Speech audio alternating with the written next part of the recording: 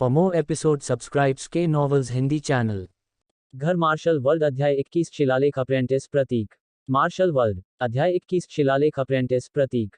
पिछला अध्याय। अगला अध्याय। खेले मात्रा रात के 12 बजे, रात के 12:19 ट्रुवित पूर्ण स्क्रीन। अध्याय 21 शिलालेख अप्रेंटिस प्रतीक। अल्पविराम अल्पविराम अल्पविराम। टाई फैंग ने मुई से इतने बड़े अंदाज में प्रतिक्रिया की उम्मीद नहीं की थी। उन्होंने कहा, हाँ, यह 100 सोने की टेल थी। शहर के चौराहों के दुकानदार ने कहा कि यह एक प्रशिक्षु था जिसने इसे बनाया था। शिक्षु नरक की तरह। मुई हैरान था, लेकिन उसे लगा कि एक प्रशिक्षु शिलालेखविद के लिए यह असंभव है। ऐसा होना चाहिए कि स्टोकीपर ने गलती की हो, लेकिन इतना मूर्ख और फालतू कौन होगा जो इस तरह सोना फेंक दे। यह वास्तव में न्याय का गर्भपात था कि एक महान शिलालेख मास्टर का कुछ लेना, जिसकी कीमत कई हजार सोने की थी, और इसे कुछ आम गोभी की तरह बेचना था। मुझे इस जगह पर ले चलो।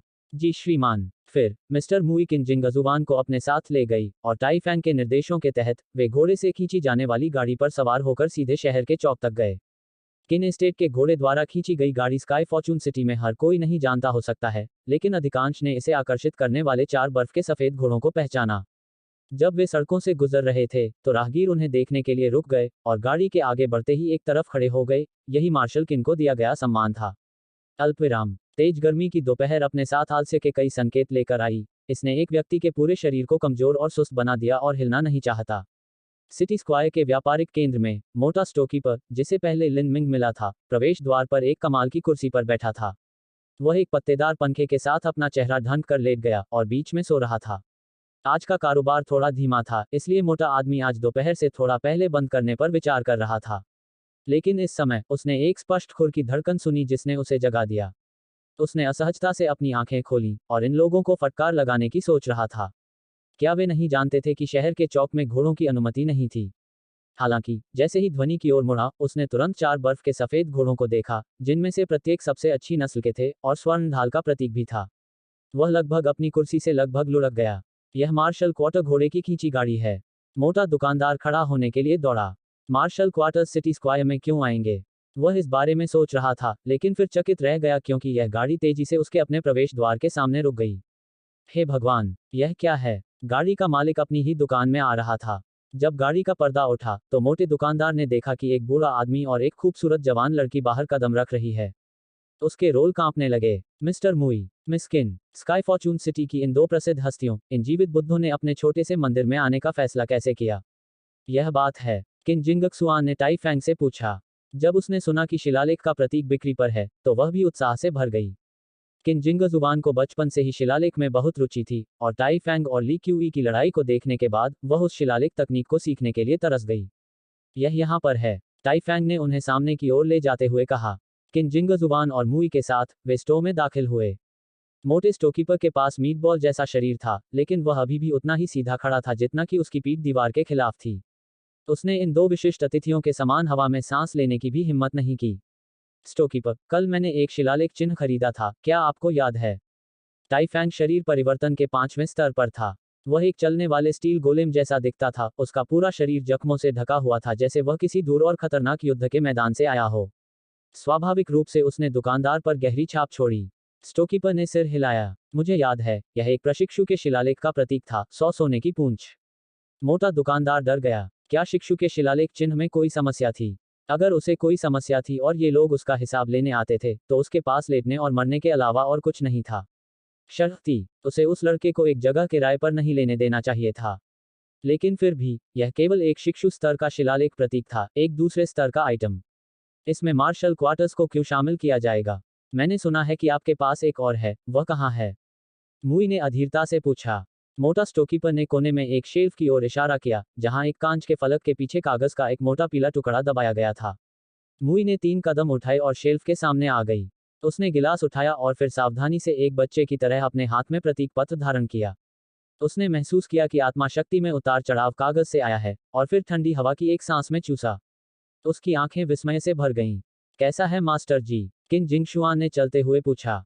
यह शिलालेख प्रतीक। मुई ने खुद को स्थिर करने और शांत होने के लिए कुछ सांसें लीं। उसे भी विश्वास नहीं हो रहा था कि वह क्या कह रहा है। इस शिलालेख में आत्मा शक्ति शरीर परिवर्तन के तीसरे चरण को पार नहीं कर सकती है, यह और भी कम हो सकता है।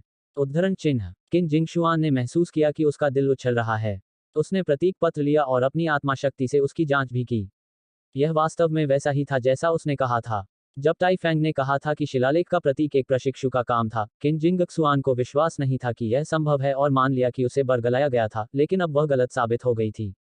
अकल्पनीय, उसने कहा, क्या यह संभव है कि एक शिलालेख मास्टर ने जानबूझकर अपनी असली ताकत को शरीर परिवर्तन के तीसरे स्तर तक दबा दिया और इस प्रतीक को बनाया?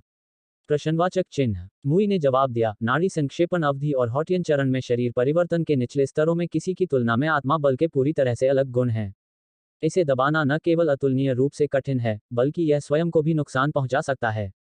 ऐसा करने की न केवल कोई आवश्यकता या लाभ है, बल्कि यह शिलालेख के प्रतीक की गुणवत्ता को भी कम करेगा। मैं वास्तव में उस बुजुर्ग के विचारों की थाह नहीं लगा सकता जिसने इसे बनाया है। उद्धरण चिन्ह। उस मोटे स्टोकीपर ने दोनों को प्रतीक पर चर्चा करते हुए सुना और सभी परस्पर विरोधी भावनाओं से उसके मस्तिष्क के शॉर्ट सर्किट को महसूस किया।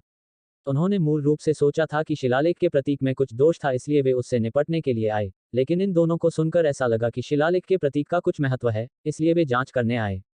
हे मिस्टर मुई, वह स्काई फॉर्चून किंगडम की संपूर्णता में शीर्ष 3 शिलालेखों में से एक था। यह शिलालेख चिन्ह कितना मजबूत था, इससे वह भी चौंक गया था। मोटे दुकानदार को अफसोस हुआ। अगर उन्हें इस बारे में जल्दी पता होता तो वह उन्हें इतनी कम कीमत पर नहीं बेचते। लेकिन वे प्रतीक पत्र कुछ जर्जर दिखने वाले युवाओं द्वारा बेचे गए थे। उन्होंने इतना भयंकर शिलालेख प्रतीक प्राप्त करने का प्रबंधन कैसे किया? यह स्टोकीपर, क्या आपको याद है कि इस शिलालेख का प्रतीक कौन लाया था? हाँ, बिल्कुल मुझे याद है, मोटे आदमी ने जल्दी से सिर हिलाया। साधारण कपड़ों में लगभग 15 या 16 साल का एक छोटा लड़का इसे अंदर ले आया। मेरे पास उसका पता भी है। जैसे ही मोटे आदमी ने यह कहा, उसने जल्दी से अपने रिकॉर्ड की किताब को पलटना शुरू कर दिया। व्यापार केंद्र हमेशा संपर्क का एक बिंदु रखता था ताकि वे कमीशन की बिक्री कर सकें। 15 से 16 साल की एक युवा। जैसे ही किन जिंगशुआन ने यह सुना, उसका दिमाग उछल गया। उसका पहला विचार लिन मिंग के बारे में था, जो उस युवा लड़के के बारे में था जिसने उसे जिथा विभाग में इतना प्रभावित किया था। क्या यह वह था? शरीर परिवर्तन तीसरा स्तर या निचला शिलालेख प्रशिक्षु, क्या यह संभवतः वह था? इन संभावनाओं से वाकिफ किन जिंगशुआन ने महसूस किया कि उसका दिल कांप रहा है। अगर यह सच था, तो जीनियस शब्द उसका वर्णन करने के लिए अपर्याप्त था। उन्हें केवल जीवन में एक बार राक्षसी प्रतिभा के रूप में वर्णित किया जा सकता है। मोटा स्टोकीपर कांप रहा था क्योंकि वह पता खोजने के लिए दौड़ा। उसने शेल्फ सीरियल नंबर को देखा और उसके कहने पर ठिठक गया। महान स्पष्टता मंडप। वह लड़का ग्रेट क्लैरिटी पवेलियन में रहता है। यही वह पता है जिसे उन्होंने लिखा था। उद्धरण चिन्ह। महान स्पष्टता मंडप। चलिए चलते हैं, मुई ने कहा। जैसे ही वे गाड़ी में सवार हुए, किन जिंगशुआन ने कुछ चिंता के साथ कहा, यह पता 8 दिन पहले छोड़ दिया गया था। मुझे नहीं पता कि वह अभी भी ग्रेट क्लैरिटी पवेलियन में रह रहा है या नहीं। लोग आमतौर पर वहां ज्यादा देर नहीं रुकते। किन जिंगशुआन ने मान लिया था कि लिन मिंग वहां ठहरे हुए मेहमान थे। Great clarity pavilion sky Fortune city के सबसे शानदार रेस्तरां में से एक था। इसमें एक दावत हॉल और कई अतिथि कमरे थे, लेकिन सामान्य परिस्थितियों में यह केवल अस्थायी ठहरने के लिए था। घर मार्शल वर्ल्ड अध्याय 22 शक्ति और कोमलता। मार्शल वर्ल्ड अध्याय 22 शक्ति और कोमलता। पिछला अध्याय। अगला अध्याय। प्लेवलूम 000 ट्रू विटफल स्क्रीन। अध्याय 22 शक्ति और कोमलता। अल्पविराम। इन दिनों लिन मिंग चाकू की सपाट पीठ से डिबोनिंग का अभ्यास कर रही थी। उसने 95 में से आधा सोना ले लिया था और उसका इस्तेमाल दवाइयां खरीदने में किया था। अब जब वह प्रशिक्षण ले रहा था, तो वह लोहे की लकड़ी के पेड़ में प्रत्येक पंच के साथ 7 इंच गहरा इंडेंटेशन छोड़ने में सक्षम था। उनकी ताकत 1500 जिन से कम नहीं थी।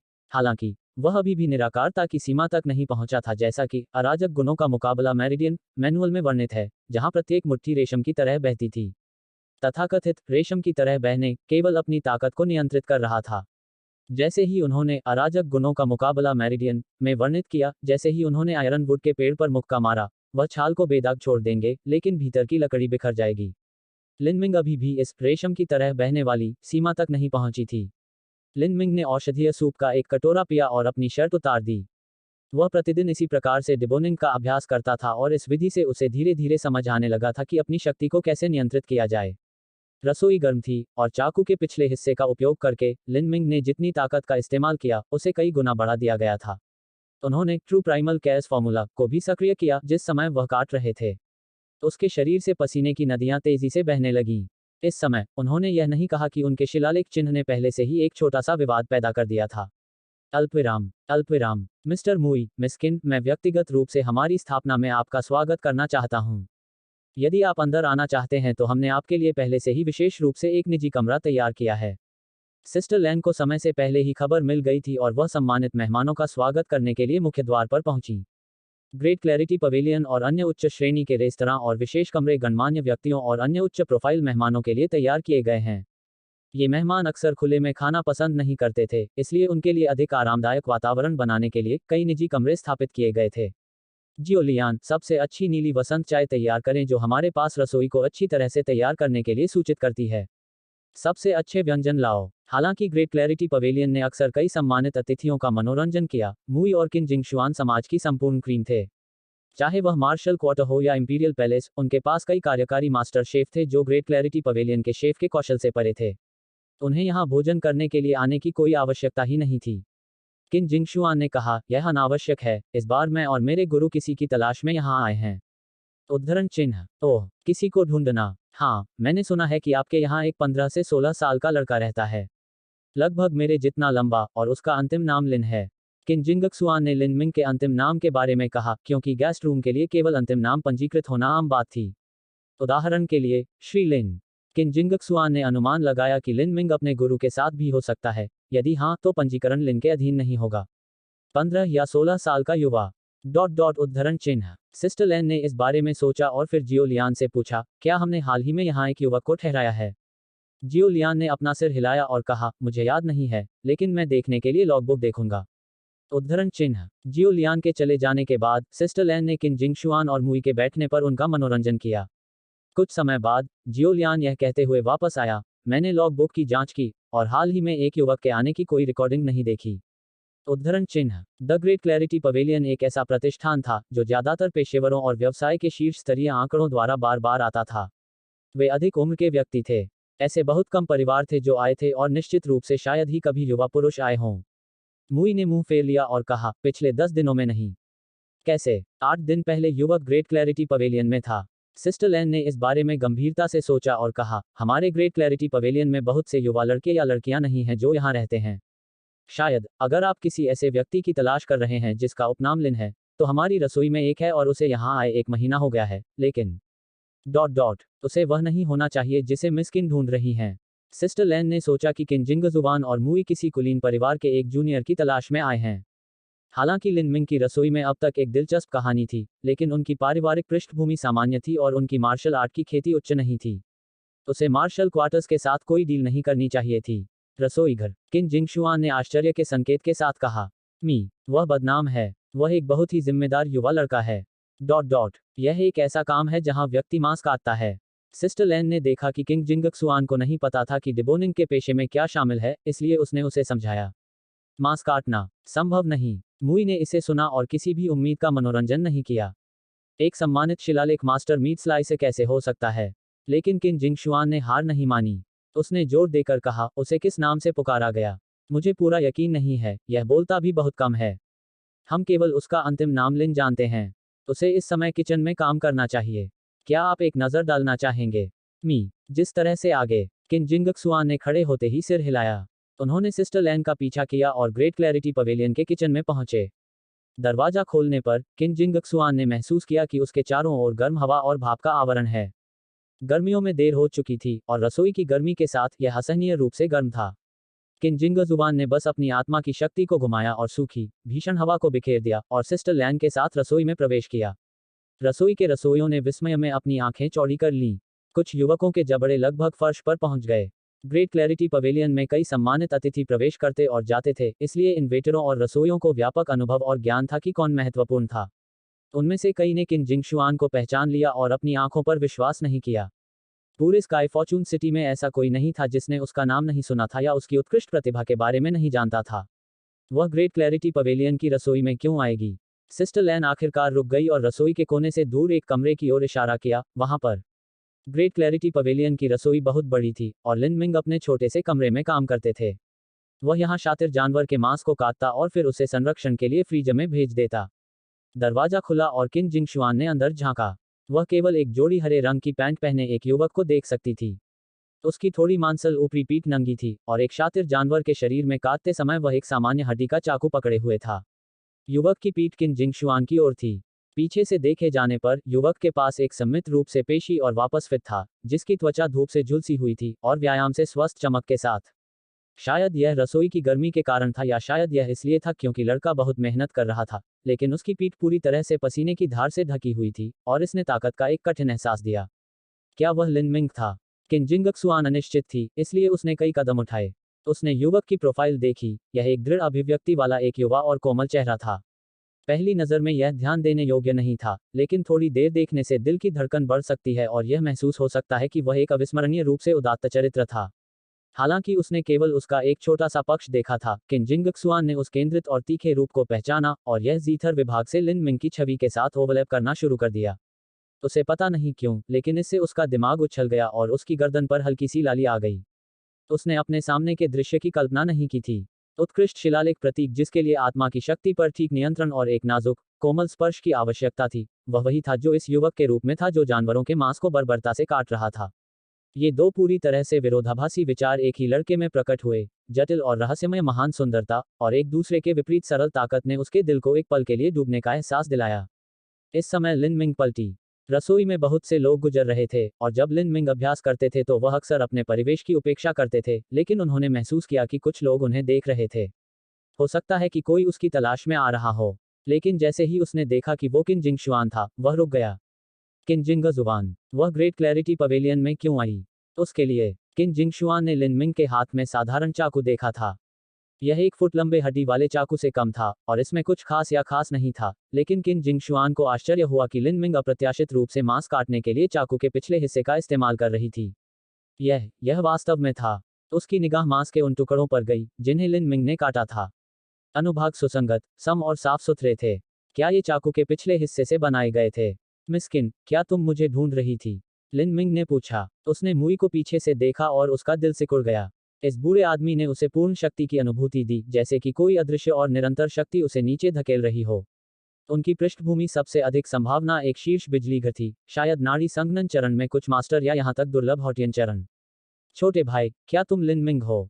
बूढ़े आदमी ने चेहरे पर मुस्कान के साथ लिन मिंग से पूछा। लिन मिंग ने सिर हिलाया। वह इस स्तर पर एक गुरु से कुछ भी नहीं छुपा सकता था। उन्होंने अनुमान लगाया कि यह 2 शिलालेखों की बिक्री के कारण इस बूढ़े व्यक्ति के ध्यान में लाया गया था। हालांकि उन्होंने पहले ही यह मान लिया था कि शिलालेख के प्रतीकों को दूसरों के ध्यान में लाया जाएगा, उन्होंने नहीं सोचा था कि यह इतनी जल्दी हो जाएगा। इस तरह की स्थिति भाग्य का झटका हो सकती है, लेकिन यह एक आपदा भी हो सकती है। यदि यह भाग्य होता, तो उसके शिलालेख के प्रतीक की कीमतों में प्रतिष्ठा और मूल्य में तेजी से वृद्धि होती, और वह एक ऐसा भाग्य प्राप्त करने में सक्षम होता जिसका उपयोग वह खेती के लिए कुछ दवाएं खरीदने के लिए कर सकता था। परंतु यदि यह विपत्ति होती, तो उसकी शक्ति कम होने के कारण वह उस गैंडे के समान होता जिसे उसके सींग के लिए शिकार करके मार दिया जाता था। लिन मिंग में खुद को बचाने की कोई क्षमता नहीं थी और यहाँ तक कुछ पार्टियों द्वारा उन्हें नजरबंद भी किया जा सकता था और पूरे दिन शिलालेख चिन्ह बनाने के लिए मजबूर किया जा सकता था। नीलामी घर में प्रवेश करने से पहले लिन मिंग ने इन सभी बिंदुओं पर विचार किया था। उसने अपनी पहचान और रूप बदलने के बारे में सोचा था, लेकिन वह ऐसा करने के लिए कोई गहन कौशल नहीं जानता था, और इसके अलावा केवल 15 वर्ष का था, इसलिए कोई भी भ्रम आसानी से टूट जाएगा। देर सबेर उनके शिलालेख कौशल ने ध्यान आकर्षित किया होगा और उन्हें निवेश करने वाली बड़ी ताकतें होंगी। वह शरीर परिवर्तन के पहले स्तर पर सिर्फ एक छोटा लड़का था और उसकी कोई महान पृष्ठभूमि नहीं थी। इन प्रमुख शक्तियों से खुद को छिपाने के लिए कुछ सस्ते पार्लर तरकीबों का इस्तेमाल करना कुछ मूर्खों की बकवास से अलग नहीं था। इसलिए लिन मिंग ने अपनी पहचान छिपाने की योजना नहीं बनाई और एक अलग तरीके के बारे में सोचा। घर मार्शल वर्ल्ड अध्याय 23 जियांतियान। मार्शल वर्ल्ड अध्याय 23 जियांतियान। पिछला अध्याय। अगला अध्याय। खेले मात्रा रात के 12 बजे, रात के 12:19 ट्रुवितपूर्ण स्क्रीन। अध्याय 23 जियांतियान। अल्पविराम। लिन मिंग जानता था कि यह छिपाना बेकार है कि वह कौन है, इसलिए उसने फैसला किया कि वह किसी भी प्रश्न को शांत करने के लिए एक मास्टर की पहचान गढ़ेगा।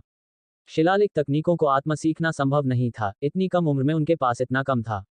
एक समझदार व्यक्ति की नज़र में इस बात की सबसे अधिक संभावना थी कि लिन मिंग के पास किसी प्रकार के प्रसिद्ध शिलालेख मास्टर थे जो उनका समर्थन कर रहे थे, भले ही यह चरित्र वास्तव में मौजूद नहीं था। बेशक जोखिम भी थे। दुनिया में कई पागल लोग थे, कुछ ऐसे भी जो ऐसे व्यक्ति के अस्तित्व की अवहेलना भी करते थे। अगर लिन मिंग ऐसे व्यक्ति से मिल जाती तो वह खतरे में पड़ जाता। लेकिन लिन मिंग ऐसे जोखिमों से नहीं भागे, बल्कि उन्होंने उनका डटकर सामना किया। उसने मार्शल आर्ट की खेती की। वह किसी चीज से सिर्फ इसलिए कैसे भाग सकता था क्योंकि उसमें खतरे का खतरा था। अगर वह हर छाया और छाया से डरता है तो उसके लिए मार्शल पद के शिखर तक पहुंचना असंभव होगा। मुई ने लिन मिंग को सतर्क होते देखा और उसने अपने पीछे सभी से कहा, जाओ। उद्धरण चिन्ह। जल्दी से सभी लोग टाइफैंग सहित इस छोटे से कमरे से निकल गए। जल्द ही केवल मुई और किन जिंग शुआन थे। मुई ने अपनी आत्मा की शक्ति को प्रसारित किया और एक अदृश्य बुलबुले ने पूरे कमरे को घेर लिया। छोटा भाई, मेरा कोई गलत इरादा नहीं है, यह सिर्फ मेरी अच्छी सीलिंग स्किल है। इसके तहत हम जो कह रहे हैं वह कोई नहीं सुन पाएगा। मैं सिर्फ आपसे पूछना चाहता हूं, क्या आप ही हैं जिसने उस ज्वाला को उत्कीर्ण शिलालेख प्रतीक बनाया है? उद्धरण चिन्ह। शिलालेख मास्टर के लिए यह एक परंपरा थी कि वे अपनी व्यक्तिगत छवि रखते थे जिसका उपयोग उन्होंने शिलालेख प्रतीकों पर किया था। इसने पहचान लिया कि वे कौन थे और उनके शिलालेख पथ के पीछे की भावना का प्रतिनिधित्व करते थे। लिन मिंग एक उग्र लौ थी जो मार्शल पथ पर चलने की उसकी इच्छा का प्रतिनिधित्व करती थी। किन जिंगक्सुआन ने अपनी सांस रोक रखी थी, उसकी आंखें चौड़ी और बिना पलक झपकाए वह उसके जवाब का इंतजार कर रही थी।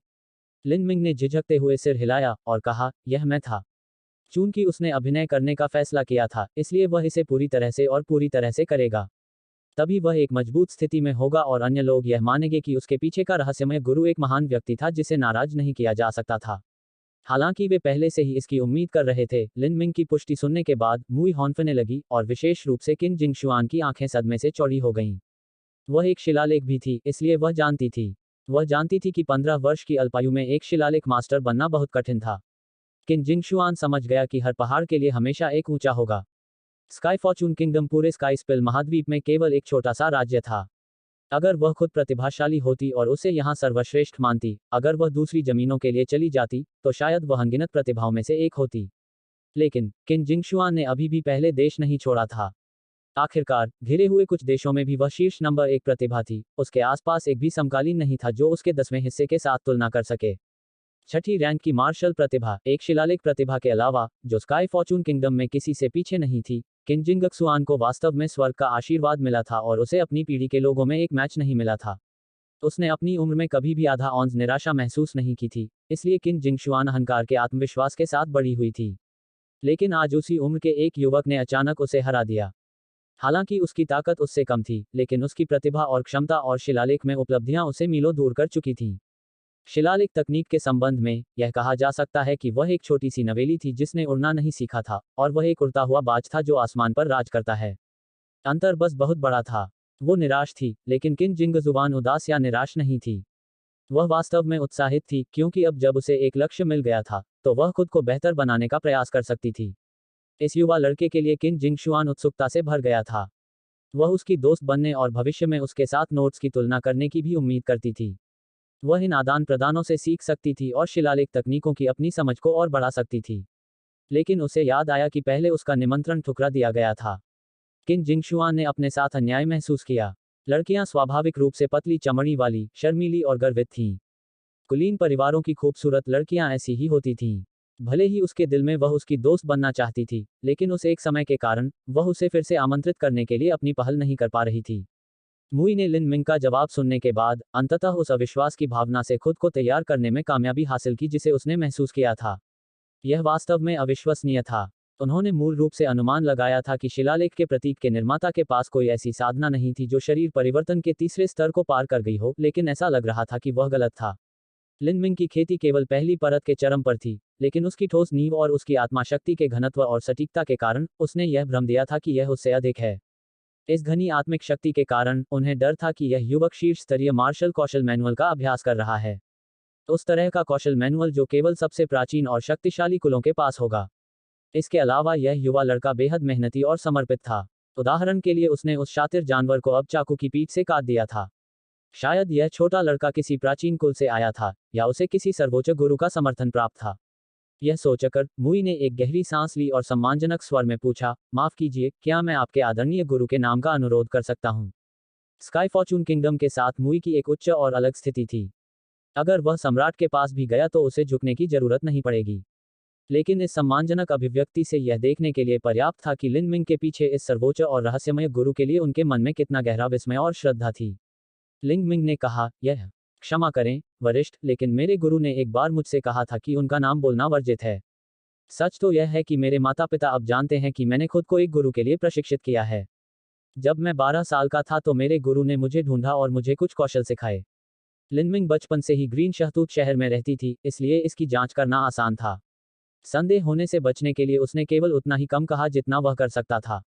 मुई ने कहा, मैं अपने शब्दों के साथ क्रूर होने के लिए क्षमा चाहता हूँ। इतने उच्च कौशल के एक बुजुर्ग के लिए वे दुनिया के चारों कोनों का दौरा करते हैं, इसलिए उनके ठिकाने की झलक देखना मुश्किल है। मुझे इतनी जल्दबाजी में पूछताछ नहीं करनी चाहिए।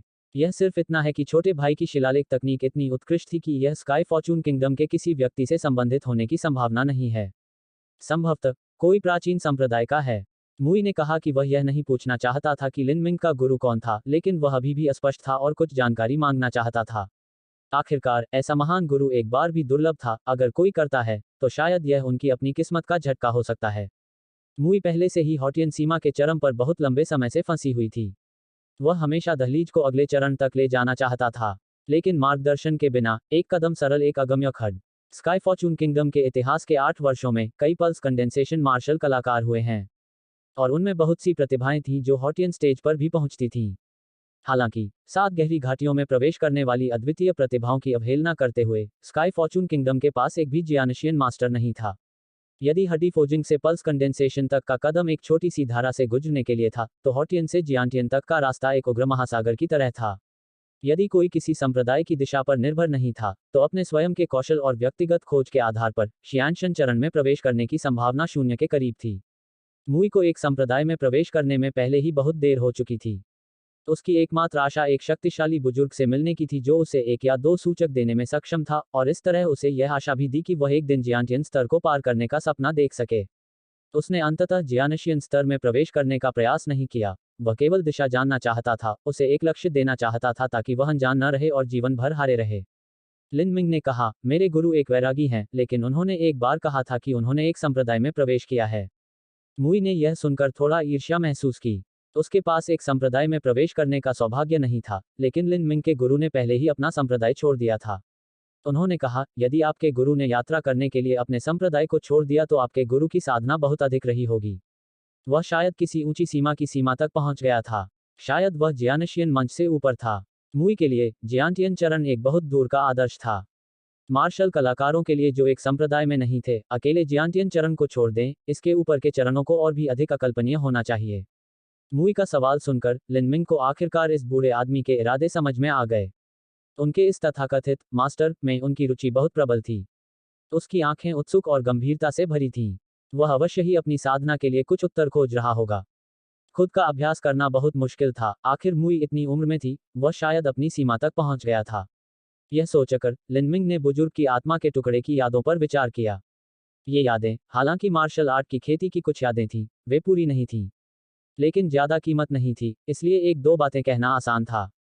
लिनमिंग ने कहा, मुझे नहीं पता कि बाउंड्री मास्टर किस पर है, लेकिन मास्टर ने एक बार कहा था कि मार्शल वे 2 प्रमुख भागों में विभाजित है। वह अब दूसरे भाग पर विचार कर रहे थे। उद्धरण चिन्ह। ओह, कौन से 2 भाग? मुई की आंखें चमक उठीं। उसे एक भी शब्द छूटने का डर था, क्योंकि वह जानता था कि किसी विद्वान वरिष्ठ के शब्दों को सुनने का अवसर वास्तव में अनमोल है। किन जिंगक्सुआन की आंखें भी चमकीली थीं, और उसने लिनमिंग की बात को श्रद्धा के साथ सुनते हुए पलक नहीं झपकाई। घर मार्शल वर्ल्ड अध्याय 24 समझ। मार्शल वर्ल्ड अध्याय 24 समझ। पिछला अध्याय। अगला अध्याय। खेले मात्रा रात के 12 बजे, रात के 12:19 ट्रुवित पूर्ण स्क्रीन। अध्याय 24 समझ। अल्पविराम डॉट अल्पविराम डॉट अल्पविराम डॉट। लिनमिंग ने कहा, मार्शल आर्ट को 2 प्रमुख भागों में बांटा गया है। पहले युद्ध पथ का अभ्यास करें और फिर ज्ञान प्राप्त करने के सिद्धांतों को समझ लें। मार्शल पथ की साधना करना शरीर की साधना करना है। स्वयं को प्रबुद्ध करना आत्मा को साधना है। गुरु अक्सर कहते थे कि जीवन कटुता का असीम सागर था। खेती करना पानी को पार करने का मार्ग था। शरीर की साधना करने का अर्थ एक ऐसी नाव बनाना था जो समुद्र को पार कर सके, और आत्मा को विकसित करने का अर्थ नाव को हिलाने के लिए चप्पू बनाना था। उद्धरण चिन्ह। यदि कोई शरीर की साधना नहीं करता है, तो नाव स्थिर या मजबूत नहीं होगी, एक तूफान इसे आसानी से पलट देगा। यदि कोई आत्मा की साधना नहीं करता है, तो उनकी प्रेरणा और इच्छा पर्याप्त नहीं होगी, और यदि उनकी पूर्व निर्धारित मृत्यु निकट थी, तो भी वे दूर के तटों पर नहीं पहुंच पाएंगे। उद्धरण चिन्ह। लेकिन शरीर की साधना और आत्मा की साधना, हॉटियन से जियानियन अवस्था में संक्रमण का अंतर है। हॉटियन से पहले मार्शल कलाकार शरीर की साधना करेगा, जाइंटियन के बाद मार्शल कलाकार आत्मा की साधना करेगा। उद्धरण चिन्ह। जियांटियन के बाद आत्मा की खेती। जैसे ही मुई ने यह सुना, वह चौंक गया और उसे लगा कि वह बेहोश हो जाएगा। कोई आश्चर्य नहीं कि इन सभी वर्षों में वह अभ्यास कर रहा था कि वह वास्तव में वह छोटा कदम उठाने में असमर्थ था। उसने महसूस किया कि वह पूरे समय गलत दिशा में जा रहा था। उसने कल्पना नहीं की थी कि जियांटियन चरण इस तरह होगा। वह बुदबुदाया, और शियानशन का अर्थ क्या है? उद्धरण चिन्ह। लिन मिंग ने कहा, मास्टर ने एक बार कहा था कि इसका उत्तर यह है कि गर्भ में बच्चा कैसे सांस लेता है। उन्होंने कहा कि जब मनुष्य गर्भ में बच्चे होते हैं तो वे अपनी नाक या मुंह से सांस नहीं ले सकते, लेकिन उन्हें अपने कनेक्शन के माध्यम से ही उन्हें भरण पोषण देने के लिए मां पर निर्भर रहना पड़ता है। इस तरह वे सांस लेते हैं। यह शियानशन की विशेषता है। मनुष्य के जन्म के बाद वे नाक और मुंह से सांस ले सकते हैं। यह सांसारिक वायु धीरे धीरे जमा होने वाली अशुद्धियों से भरी हुई है। यह हॉटियन की विशेषता है। जियानियन चरण में आत्मा अतुलनीय शांति और शांति की स्थिति में प्रवेश करती है। वे शरीर को अपने परिवेश के साथ बातचीत करने के तरीके को बदल देते हैं और आत्मा दुनिया के बारे में जागरूक हो जाती है और प्रकृति के साथ संवाद करने में सक्षम होती है, यहाँ तक स्वर्ग और पृथ्वी की शक्ति को आत्मशक्ति के साथ क्रियान्वित करने में सक्षम होती है। वही सच्चा जियांटियन है। So, I see, that's how it is, Mui muttered under his breath. His eyes showed both admiration and dismay. This young boy casually tossed out a few words that were akin to ancient enlightenments. If this boy had these teachings, guided by the top-tier Shianshan skill manual, then he would soon become a martial arts master. संप्रदाय और कुल अपनी विरासत और विरासत पर भरोसा करने में सक्षम थे। एक मार्शल कलाकार जिसने अपने रास्ते में गड़बड़ी करने की कोशिश की, उसे इन चीजों के बारे में सोचना संभव नहीं होगा। मुई ने अफसोस जताया, कितना हंसी है यह सोचने के लिए कि मैं 36 साल की उम्र में नाड़ी संघनन तक पहुंच गया और फिर 50 साल की उम्र में हॉटियन पहुंच गया, और बाद में मैंने जियांटियन क्षेत्र में कदम रखने के अपने सभी प्रयासों को समाप्त करते हुए 60 साल बिताए। और मैं पूरे समय गलत था। मैंने इस बार गलत रास्ते पर चलना शुरू कर दिया था। मैंने 60 साल बर्बाद किए हैं। शोकाकुल, सचमुच खेदजनक। मुई चेहरा उत्साहित था और फिर भी उसकी भावनाएं जटिल थीं। लिनमिंग बगल में खड़ा हो गया और देखा, उसका दिल आहें भर रहा था। इस बूढ़े व्यक्ति को विरासत में नहीं मिली थी और फिर भी वह जियांटियन सीमा में कदम रखना चाहता था। यह स्वाभाविक रूप से निराशाजनक था। इसे पूरा करने के लिए एक संप्रदाय की विरासत और समझ की जरूरत थी, लेकिन कौन सा संप्रदाय अपने रहस्यों को फैलने से नहीं रोक पाएगा। इतना ही नहीं, बल्कि हॉटियन से लेकर जियांटियन तक किसी को अपनी आत्मा को गर्भ में होने की स्थिति में लौटाने की जरूरत थी। इसके लिए सबसे कीमती और दुर्लभ दवाओं की आवश्यकता थी। इन दवाओं के उत्पादन के तरीकों और दुर्लभ सामग्रियों पर संप्रदायों का कड़ा नियंत्रण था। आम लोगों की तो बात ही नहीं, लेकिन शाही परिवार भी इसे नहीं खरीद सकता था। इसलिए भले ही लिनमिंग ने मुई को अपनी ये यादें बताई हों, भले ही वह उनका उपयोग जियानशियन चरण में आगे बढ़ने के लिए करना चाहता था, यह संभव नहीं था। इसके लिए लिनमिंग ने कहा, वरिष्ठ, मैं स्पष्ट रूप से कहूंगा कि मास्टर ने एक बार कहा था कि यदि किसी के पास एक कबीले का समर्थन नहीं है, भले ही उसने एक कौशल पुस्तिका प्राप्त की हो जो उन्हें जियानशियन चरण में प्रवेश करने की अनुमति देती हो, फिर भी यह असंभव होगा। उद्धरण चिन्ह। मुई ने कहा, मुझे पता है, यह सिर्फ इतना है कि मैंने जियानशियन चरण तक पहुंचने के लिए लंबे समय से प्रयास किया है। यह मेरी जीवन भर की कामना है। भले ही मैं अपनी इस इच्छा को प्राप्त न कर सकूं, लेकिन कम से कम मुझे इसकी दिशा देखने और यह जानने के लिए कि मैं कहां गलत था, तो मैं भी शांति से और बिना पछतावे के मर सकता हूं। उद्धरण चिन्ह। हालांकि मुई ने ये शब्द आसानी से कह दिए, लेकिन उनके पीछे का स्वर एकाकी था।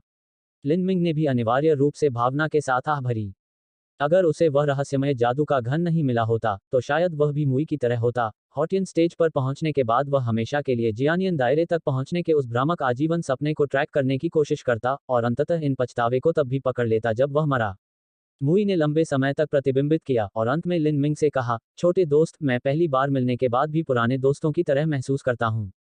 अगर इस नन्हे दोस्त को मेरे बुढ़ापे से कोई ऐतराज नहीं है तो मैं तुम्हारे साथ अच्छी दोस्ती करना चाहता हूँ। उद्धरण चिन्ह। लिनमिंग पर मुई का भी अच्छा प्रभाव था, जिन्होंने अपने पूरे जीवन में मार्शल आर्ट को गंभीरता से लिया था। उसने कहा, लिनमिंग भी तुम्हारा दोस्त बनना चाहेगी। उद्धरण चिन्ह। हाँ, फिर आज जैसा भाग्यशाली कोई और दिन नहीं है। आइए हम नीचे जाएं और ग्रेट क्लैरिटी पवेलियन में दावत दें। हम शराब पियेंगे और तेज और मुफ्त में बात करेंगे। इसके बारे में कैसे, अच्छा दोस्त? लिनमिंग थोड़ा झिझका और फिर मान गई। उन्होंने यह भी कहा, वरिष्ठ, शिलालेख तकनीक के बारे में, मैं वरिष्ठ से इसे अपने लिए गुप्त रखने के लिए कहना चाहूंगा। उद्धरण चिन्ह। हालांकि लिनमिंग ने अपने लिए एक काल्पनिक गुरु बनाया था, लेकिन वह उन लोगों से भी बचना चाहता था जो लालच में अंधे थे और जोखिम उठाते थे, चाहे कुछ भी हो। इसलिए इन शिलालेख तकनीकों के बारे में कम महत्वपूर्ण होना बेहतर था। मुई ने लिनमिंग की चिंताओं का सही अनुमान लगाया और कहा, छोटे भाई लिन राहत महसूस कर रहे हैं। जब तक स्काई फॉर्चून सिटी का मार्शल क्वार्टर मौजूद है, मैं आपकी पूर्ण सुरक्षा की गारंटी देता हूं। जब तक छोटा भाई किसी भी तरह की परेशानी का सामना करता है, तो बस मुझे एक ध्वनि संचारित करने वाला तावीज भेजें और मैं इसे व्यक्तिगत रूप से संभाल लूंगा। इसके बारे में, लेकिन मुझे अब सब कुछ पता हो सकता है। लेकिन छोटे भाई लिन को शिलालेख का प्रतीक क्यों बेचना होगा और ग्रेट क्लैरिटी पवेलियन में भी काम करना होगा? क्या यह अभ्यास के लिए है? मुई की यह बात सुनकर लिन मिंग ने मुस्कुराते हुए कहा, यह आर्थिक कारणों से है। मास्टर ने मुझे पढ़ाया लेकिन मुझे कभी पैसे नहीं दिए। मेरा परिवार साधारण है, इसलिए मेरे लिए मार्शल पद पर साधना करना पर्याप्त नहीं है। इस तरह यह एक सच्चे मार्शल कलाकार का तरीका होना चाहिए। कोई क्रोध नहीं, कोई अपव्यय नहीं, कोई लालच नहीं, कोई आलस्य नहीं, और आत्मा को गढ़ने के लिए सच्ची कठिनाई। आपके गुरु ने सचेत रूप से यह सूचित और अनुभवी निर्णय लिया होगा, क्योंकि स्वाभाविक रूप से उनके अपने कारण और सच्चाई हैं। ऐसा होने पर, हालांकि मुझे नहीं पता कि यह आपके स्वामी की राय के खिलाफ है या नहीं, लेकिन अगर छोटा भाई लिन अभी भी आपके शिलालेखों को बेचना चाहता है, तो मैं उन्हें बाजार मूल्य पर खरीद सकता हूं। अगर वह ज्वाला उत्कीर्ण शिलालेख प्रतीक है, तो क्या 3000 सोने की पूंछ पर्याप्त होगी? यह कीमत सुनने के बाद लिन मिंग का दिल उसके सीने से लगभग उछल पड़ा। 3000 सोने की पूंछ, 3000 सोने की टेल्स, लेकिन चूंकि उसके पास 3 टेल्स थी, वह 9000 सोने की टेल्स थी। हालांकि लिन मिंग को उम्मीद थी कि उनके शिलालेख चिन्हों की कीमत में वृद्धि होगी, उन्होंने नहीं सोचा था कि उन्हें 9000 सोने की पूंछ मिल सकती है। 9000 सोने की पूंछ क्या अवधारणा थी? लिन मिंग के परिवार के रेस्तरां की कीमत भी 3000 सोने की पूंछ थी। अगर वह उस रेस्टोरेंट को खरीद पाता तो उसके माता पिता को रोज इतनी मेहनत नहीं करनी पड़ती। उसके पास 6000 सोने की पूंछ बची होगी और वह उसे दवाओं के लिए इस्तेमाल कर सकता था। वह कोई भी शरीर परिवर्तन की गोली खरीद सकता था या मांसपेशियों की गोली को बदल सकता था और उन्हें चावल की तरह खा सकता था। जहां तक जिनसेंग और अन्य दवाओं का सवाल है, वह एक खा सकता था और एक को फेंक सकता था, क्योंकि लिंग मिंग के लिए एक और शिलालेख प्रतीक बनाना एक आसान मामला था। लिंग ने अपने दिल में उत्साह को शांत किया और मुई से कहा, बहुत धन्यवाद वरिष्ठ। मुई ने स्वाभाविक रूप से लिन मिंग की खुशी देखी। जब लिन मिंग अपने गुरु के साथ था तो उसने एक सादा और गरीब जीवन व्यतीत किया था, लेकिन अब वह अचानक इस जीवंत राजधानी शहर में आ गया था। एक 15 वर्षीय युवक के लिए दुनिया के सभी आश्चर्यों और खजानों का विरोध करना मुश्किल होगा। मुई ने कहा, छोटे भाई लिन का शिलालेख चिन्ह स्वाभाविक रूप से इस कीमत पर है। साथ ही कृपया मुझे सीनियर न कहें। मेरा नाम मुई है, मेरा पूरा नाम मुई जुओ है, बस मुई ठीक है। यह लिन मिंग थोड़ा हिचकिचाया। हालांकि वह नहीं जानता था कि यह बूढ़ा कौन था, उसे केवल किन जिंगजुवान के सम्मान के रवैये को देखने की जरूरत थी ताकि यह संदेह किया जा सके कि इस आदमी की स्थिति उच्च थी। लेकिन लिन मिंग परंपराओं से प्रभावित व्यक्ति नहीं थे, चूंकि मुई ने ऐसा कहा था, तो ऐसा ही रहने दें। उसने बस सहमति में सिर हिलाया। मुई मुस्कुराए और कहा, जिंगजुवान, चलो ग्रेट क्लैरिटी पवेलियन में एक भोज के लिए एक कमरा अलग रखा है। मुझे छोटे भाई लिन के साथ ड्रिंक करनी है। किन जिंगशुआन चुप थी। वह लिन मिंग की व्याख्या को भी ध्यान से सुन रही थी कि जियानशियन होने का क्या मतलब है। अब उसने मुई को यह कहते सुना, उसने उत्साह से कहा, हाँ गुरु। उद्धरण चिन्ह। जब ग्रेट क्लैरिटी पवेलियन के कर्मचारियों ने कहा कि मुई एक भोज की व्यवस्था कर रही थी और उसने लिन मिंग को पीने के लिए कहा था, तो सभी ने ब्लैंक कर दिया। मुई किस तरह का व्यक्ति था? वह मार्शल क्वार्टर का सम्मान अधिकारी था जिसे अदालत में सेवा के लिए आमंत्रित किया गया था। किन जिंगजुवान के गुरु क्राउन प्रिंस के शिक्षक भी थे। भविष्य में ताज की कीमत सिंहासन पर चढ़ेगी और मुई सम्राट के शिक्षक होंगे। इतना ही नहीं, मुई की साधना अथाह गहरी थी और वह शिलालेख तकनीकों में भी कुशल थे और खगोल विज्ञान, भूगोल और अटकल की प्राचीन कला में कुशल थे। वह वास्तव में एक उत्कृष्ट व्यक्ति थे। यहाँ तक सम्राट को भी उसे 3 सम्मान देने थे। लेकिन उसने वास्तव में डिबोनिंग बॉय लिन मिंग को खाना खाने के लिए कहा। इसके अलावा जैसे ही दोनों रसोई से बाहर निकले, ऐसा लग रहा था कि वे बहुत परिचित रूप से बोल रहे हैं, जैसे कि वे समकालीन थे। लिन मिंग की पृष्ठभूमि किस तरह की थी? यदि उनकी वास्तविक पृष्ठभूमि छोटी नहीं होती, तो क्या वे स्वेच्छा से महान स्पष्टता मंडप में डिबोनिंग कार्य के लिए आते? जैसा कि कहा जाता है, सज्जन रसोई से दूर खड़े थे। रसोई घर और विशेष रूप से कसाई के काम को हमेशा तुच्छ समझा जाता था और मार्शल कलाकारों और विद्वानों द्वारा उसे नीचा दिखाया जाता था। लिन मिंग में डिबोनिंग कौशल था जिसकी वे प्रशंसा करते थे, लेकिन यह कहना मुश्किल था कि यह एक परिष्कृत काम था। क्या पृष्ठभूमि है कि स्पेयर रिब्स छोटे लिन को चौपा करते हैं? मैं वास्तव में नहीं जानता। मेहमानों की सेवा कर रहे 2 वेटर मदद नहीं कर सकते थे, लेकिन जब वे सेवा कर रहे थे तो आपस में चैट कर सकते थे। वे दोनों समर्पित कर्मचारी थे जो उच्च स्तरीय मेहमानों की सेवा करते थे, और प्रत्येक की उम्र लगभग 20 वर्ष थी, उत्कृष्ट दिखने के साथ और कविता और चित्रकला की ललित कलाओं में भी कुशल थे। उन्होंने पहली बार मुई और किन जिंगजुवान को ग्रेट क्लैरिटी पवेलियन में प्रवेश करते देखा और वे चौंक गए। आखिरकार, इस प्रकार के सम्मानित अतिथि दुर्लभ थे, और एक बार ऐसा होने पर अच्छी सेवा के लिए 10 सोने की पूंछ का इनाम था जो 2 महीने की मजदूरी के बराबर था। लेकिन उन्होंने वास्तव में नहीं सोचा था कि वे लिन मिंग की तलाश में आए थे। भोज के व्यंजन सरल थे, लेकिन स्वाद और बनावट में बहुत उत्तम थे। शराब कई 100 सोने की थी और इसे रेड ड्रैगन शराब कहा जाता था। यह विशेष रूप से एक गुप्त नुस्खा के माध्यम से तैयार किया गया था और विभिन्न प्रकार की दुर्लभ जड़ी बूटियों के साथ मिलाया गया था। एक मार्शल कलाकार जिसने इसे पी लिया, वह अपनी आंतरिक चोटों को ठीक कर सकता है और उच्च स्तर की साधना के साथ एक मजबूत और फिट शरीर को बढ़ावा दे सकता है। हालांकि शराब बनाने की विधि जटिल थी और उपयोग की जाने वाली सामग्री कीमती थी। लिन मिंग की तो बात ही छोड़ दें, यहाँ तक अभिजात वर्ग के जूनियर्स भी इसका स्वाद लेने का जोखिम नहीं उठा सकते थे। भोज में मुई लिन मिंग से पूछना चाहता था कि क्या वह मार्शल क्वार्टर में रहना चाहता है, लेकिन लिन मिंग ने सोचा कि लोगों को उसके रहस्यों को खोजने से रोकते हुए वहां मार्शल आर्ट का अभ्यास करना असुविधाजनक होगा, इसलिए उसने विनम्रता से मना कर दिया। मुई को हार मानने के लिए मजबूर होना पड़ा, लेकिन इसके आलोक में लिन मिंग के बारे में उनकी राय और बढ़ गई। जाने से पहले उन्होंने सोने बैंगनी वीआईपी कार्ड के साथ 9,000 सोने की पूंछ छोड़ दी। इस कार्ड के माध्यम से चैम्बर ऑफ कॉमर्स के अधिकार क्षेत्र में आने वाली हर दुकान से 10% की छूट प्राप्त करना संभव था और स्काई फॉर्चून सिटी में लगभग हर बड़ा जहाज उनके अधीन था।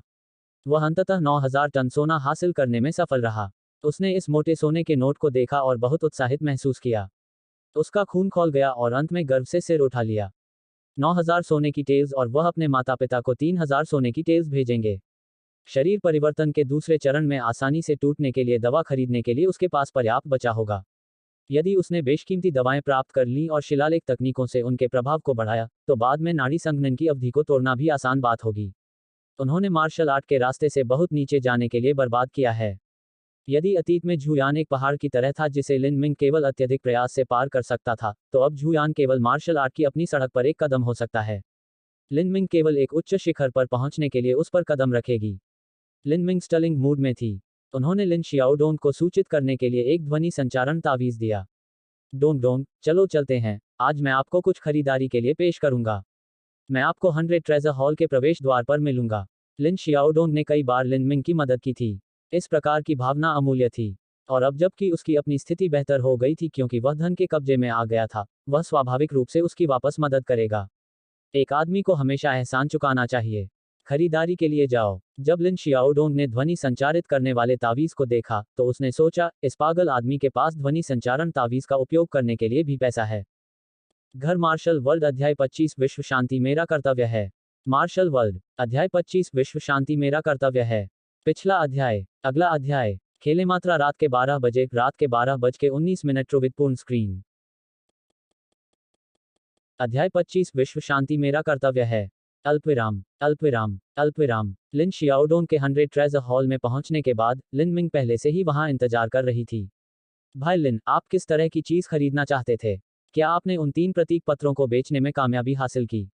लिन मिंग मुस्कुराए और कहा, मैं कुछ अच्छे भाग्य में फंस गया और बिक गया। उद्धरण चिन्ह नूह। लिन शियाओडोंग ने अतिरंजित रूप से रोया। किस मूर्ख का फायदा उठाया गया? यह भी एक शगुन हो सकता है। वह थोड़ा चिंतित हुआ और बोला, भाई लिन, तुमने बहुत बेच दिया। अगर भविष्य में लोग हमारी तलाश करने आएंगे तो वे हम भाइयों को पीट सकते हैं। उद्धरण चिन्ह। लिन मिंग ने कहा, हन्फ, आप वास्तव में सोचते हैं कि मैंने लोगों को बरगलाने के लिए कुछ नकली शिलालेख बनाए हैं? मैं यह नहीं कह रहा हूं कि आपने जानबूझकर लोगों को बरगलाया है, मैं बस सोच रहा हूं कि अगर आपके शिलालेख के प्रतीक काम नहीं करते हैं तो क्या होगा? अगर हम आज 100 तायल खर्च कर दें, तो समय आने पर शायद हम पैसे नहीं चुका पाएंगे। लिन मिंग मुस्कुराए और अपना सिर हिलाया, चिंता मत करो, कोई समस्या नहीं है। चलो खरीदारी के लिए चलते हैं। लिन मिंग यह कह रहे थे जैसे ही उन्होंने सीधे 100 ट्रेजर हॉल के प्रवेश द्वार पर कदम रखा। लिन शियाओडोंग ने उसे मूर्खतापूर्ण रूप दिया। उसने सोचा कि वे यहीं मिलेंगे और फिर शायद कहीं और चले जाएं, जैसे शहर का चौराहा या कोई और छोटी जगह खरीदारी के लिए। उन्हें उम्मीद नहीं थी कि वे सीधे 100 ट्रेजर हॉल में जाएंगे। इस स्थान पर अक्सर कई 100 या हजारों सोने के आइटम बेचे जाते थे। यह स्काई फॉर्चून सिटी की सबसे शानदार दुकानों में से एक थी। मेरे भाई, मेरे अपने सबसे प्यारे बड़े भाई, क्या हम वास्तव में यहाँ खरीदारी करने जा रहे हैं? उद्धरण चिन्ह मी, यह यहाँ है। लिन मिंग ने दुकान में प्रवेश करते ही कहा। दुकानदार ने कुछ हद तक लिन मिंग को पहचान लिया क्योंकि वह भी साधारण कपड़ों में था और छोटा और कद का छोटा था। यह एक बहुत ही स्पष्ट नजर था और थोड़ा सोचने के बाद दुकानदार को याद आया कि लिन मिंग वह युवक था जिसने कुछ दिन पहले उसे शिलालेख के प्रतीक बेचने की कोशिश की थी। दुकानदार तुरंत अधीर हो गया और कहा, तुम फिर से? मैंने तुमसे कहा था कि मैं तुम्हारे शिलालेख के प्रतीकों को नहीं लूंगा। लिन मिंग ने भी स्वाभाविक रूप से इस 100 ट्रेजर हॉल के स्टोकीपर को याद किया। शुरू में जब वे निजी दुकानों में गए तो किसी भी दुकानदार ने उनके साथ सम्मानजनक व्यवहार नहीं किया। ये स्टोकीपर सच में मालिक नहीं थे। बॉस आमतौर पर कुछ अमीर चरित्र के होते थे और अक्सर स्टोर में नहीं होते थे। वे स्टोर के व्यवसाय को संभालने के लिए किसी क्लर्क या दुकानदार को नियुक्त करते थे। बेशक उनका वेतन भी प्रदर्शन से जुड़ा हुआ था, इसलिए ये दुकानदार कुछ प्रतिशत लाभ कमाने के लिए स्वाभाविक रूप से धनी परिवारों के कनिष्ठों के साथ सम्मान के साथ व्यवहार करेंगे। लिन मिंग अभी भी अनुभव से नमकीन बनी हुई है। लिन मिंग ने कहा, मेरे शिलालेख के प्रतीक बिक गए। मैं आज यहाँ कुछ खरीदारी करने आया हूँ। बेचा। दुकानदार की आंखों में तिरस्कार का हल्का सा स्पर्श था। उनके अनुभव से यह शिलालेख चिन्ह किसी भी पैसे के लायक नहीं थे। उनकी लागत के साथ अधिक से अधिक यह कुछ दर्जन सोने की पूंछ होगी। यह देश बम्पकिन वास्तव में एक पहाड़ी था। अगर उसने सोचा था कि सोने की कुछ दर्जन दास्ताओं से अमीर आदमी बना देती है तो वह वास्तव में मजेदार था। क्या हास्यास्पद लड़का है। हालांकि दुकानदार ने उसे बाहर नहीं निकाला। 100 ट्रेजर हॉल ने एक नियम सूचीबद्ध नहीं किया था जिसमें कहा गया था कि केवल पैसे वाले लोगों को ही आने की अनुमति है। लिन मिंग उस चकाचौंध वाले मंडप की अलमारियों को देखें जो कीमती सामग्री और दुर्लभ सामानों से ऊंचे थे। यह देखना वाकई अद्भुत था। लिन शियाओडोंग ने उसके लिए जो 100 साल का जिनसेंग खरीदा था उसे यहाँ केवल घटिया सामान माना जा सकता है। दुर्लभ और कीमती दवाएं, सामग्री, मास्टर क्लास शिलालेख प्रतीक, यहाँ तक खजाने भी थे जो कई हजार सोने की पूंछ थे। लिन मिंग ने लापरवाही से कहा, जियाओडोंग, क्या आप कुछ खरीदना चाहते हैं? लिन शियाओडोंग ने मुस्कुराने के लिए मजबूर किया और कहा, भाई लिन, आज तुम क्या पागल गाना गा रहे हो? आह। हालांकि एक नज़र लेने के लिए कुछ भी खर्च नहीं होता है। क्या आपने वह रूप नहीं देखा जो स्टोकीपर ने हमें दिया था जैसे हम कुछ धक्कों थे? इसने वास्तव में मेरे पूरे शरीर को असहज कर दिया।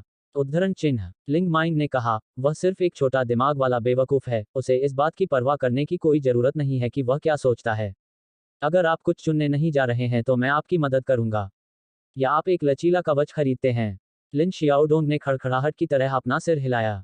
भाई लिन, अपना समय बर्बाद मत करो। अगर मैं 100 ट्रेजर हॉल में कुछ चुनता हूं तो हमारे पास भुगतान करने के लिए पैसे नहीं होंगे और वे हमारे पीछे आएंगे।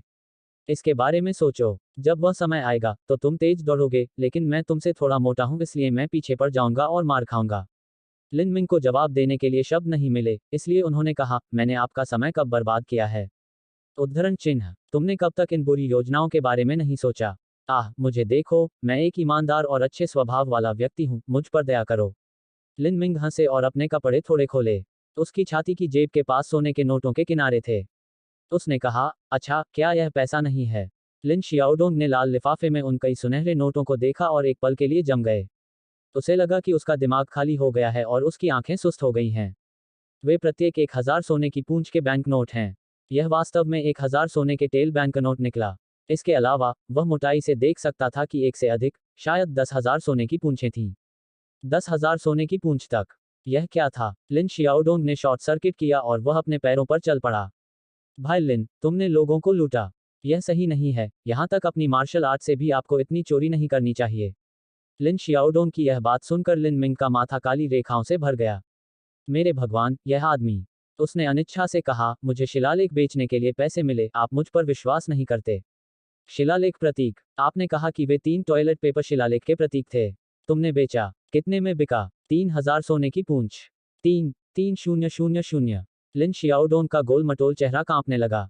वह चौंक गया था, लेकिन फिर भी इस डर से अपनी आवाज कम करने में कामयाब रहा कि दूसरे उसे सुनेंगे। आपने उन्हें 3000 सोने की टेल्स में बेच दिया। आपने कहा था कि आपने 1 महीने तक अभ्यास किया था और आप किसी तरह एक शिलालेख चिन्ह बना सकते हैं जो 3000 सोने की पूंछ के लिए बेच सकता है। उद्धरण चिन्ह। लिन मिंग ने सिर हिलाया। लिन शियाओडोंग उसका सबसे अच्छा दोस्त और अच्छा भाई था। वह उससे कुछ छिपाना नहीं चाहता था और इसके अलावा छिपा नहीं सकता था। अगर वह कुछ पैसों के लिए लिन शियाओडोंग की मदद करना चाहता था तो उसे यह समझने की भी जरूरत होगी कि क्या हुआ था। इसके अलावा भविष्य में सबसे अधिक संभावना है कि किन जिंगजुआन, मुई या अन्य उच्च स्तरीय व्यक्तियों द्वारा उनसे संपर्क किया जाएगा और लिन जियाओडोंग से सच्चाई को छिपाना असंभव होगा। आप बस मेरी बुद्धि का अपमान कर रहे हैं। लिन शियाओडोंग ने कहा, आपने केवल 1 महीने का अभ्यास किया है और आप इस तरह एक शिलालेख प्रतीक बना सकते हैं। आपको लगता है कि मैं 3 साल का कोई छोटा बच्चा हूं कि आप सोच सकते हैं कि गोभी के पत्ते दुर्लभ दवाएं हैं या कुछ और? लिन मिंग ने शर्माते हुए कहा, तथ्य तथ्य हैं। यदि आप मुझ पर विश्वास नहीं करते हैं तो मैं कुछ नहीं कर सकता। बड़े भाई, ओह भाई लिन, मेरे साथ मत खेलो, मुझे बताओ कि क्या हुआ। उद्धरण चिन्ह। लिन मिंग ने आह भरी और कहा, अच्छा, मैं आपको बता दूंगी लेकिन आपको वादा करना होगा कि आप कुछ नहीं कहेंगे। यह एक वादा है। लिन शियाओडोंग ने तुरंत घोषणा की। ठीक है। सच तो यह है कि मेरे पास एक गुप्त मैटर है। जब मैं 12 वर्ष का था, उस वर्ष मेरे गुरु प्रकट हुए और कहा कि मेरी प्रतिभा अच्छी थी और मेरे पास अच्छी बुद्धि और एक भव्य नियति थी। वह चाहते थे कि मैं विश्व शांति बनाए रखूं, इसलिए उन्होंने मुझे ऐसा करने का कर्तव्य दिया और मुझे अपने प्रशिक्षु के रूप में काम करने के लिए मजबूर किया। अंत में मैंने उनके साथ शिलालेख तकनीक का अध्ययन करना शुरू किया। मानो लिन शियाओडोन को लगा जैसे उसने कोई मक्खी खा ली हो। भाई लिन, क्या आप इसके बारे में गंभीर हो सकते हैं? लिन मिंग ने कहा, मैं तुमसे झूठ नहीं बोल रहा हूं, मेरे पास वास्तव में एक गुरु है। उद्धरण चिन्ह। इसे खत्म करो। अगर आपके पास एक मास्टर है और कई वर्षों तक शिलालेख का अध्ययन किया है तो आपने मुझसे क्यों पूछा कि शिलालेख तकनीक क्या थी? लिन मिंग ने कहा, मेरे गुरु ने मुझे केवल कौशल सिखाया और मुझे कोई पैसा नहीं दिया। जहां तक शिलालेख तकनीक का सवाल है, हालांकि मैंने इसका अध्ययन किया था, मुझे नहीं पता था कि यह किसी काम का है या नहीं। जब तक आपने मुझे बताया, तब मुझे पता था कि मैं इसका इस्तेमाल पैसे कमाने के लिए कर सकता हूं। लानत है। लिन शियाओडोन को लगा जैसे दुनिया पागल हो गई है। यह आकस्मिक रूप से एक छोटे बिल्ली के बच्चे को उठाने और खिलाने और कई वर्षों तक पेटिंग करने और फिर उसे सबसे खूबसूरत महिला में बदलने के लिए है, और फिर उसे उखाड़ फेंका गया राक्षस सम्राट की पौराणिक कबीले की राजकुमारी, जिसे अभी अभी प्यार हो गया है तुम। यह वही मौका था। अच्छा, ओह, अब आप समझते हैं। चलिए खरीदारी करने चलें। लिन मिंग ने बेदाग लिन शियाओडोन को खींच लिया और लचीले कवच का चयन करना जारी रखा। लिन शियाओडोंग महत्वाकांक्षी व्यक्ति नहीं थे और उन्हें मार्शल आर्ट का अभ्यास करना पसंद नहीं था। वह लिन परिवार में सीधे वंशज के रूप में अपनी स्थिति को बनाए रखने में सक्षम होने के लिए पर्याप्त मेहनती था। लिन मिंग ने सोचा कि एक लचीला कवच जीवन बीमा के रूप में अच्छा होगा। यह लचीला कवच कौन सी सामग्री है? लिन मिंग ने पूछा। स्टोकीपर ने अधीरता से लिन मिंग को देखा और कहा, यह दुकान का एक उच्च गुणवत्ता वाला खजाना है, इसका विवरण टेबल के पीछे प्रदर्शित नोटों में है। खुद देख लो। उसके शब्दों में एक मजाक था जिसने लिन मिंग को एक उच्च गुणवत्ता वाली दुकान में आने के लिए ताना मारा था। दुकानदार ने इतना व्यवसाय कर लिया था कि उसने यह पहचानने की सहज क्षमता विकसित कर ली थी कि कौन सामान खरीदेगा और कौन नहीं।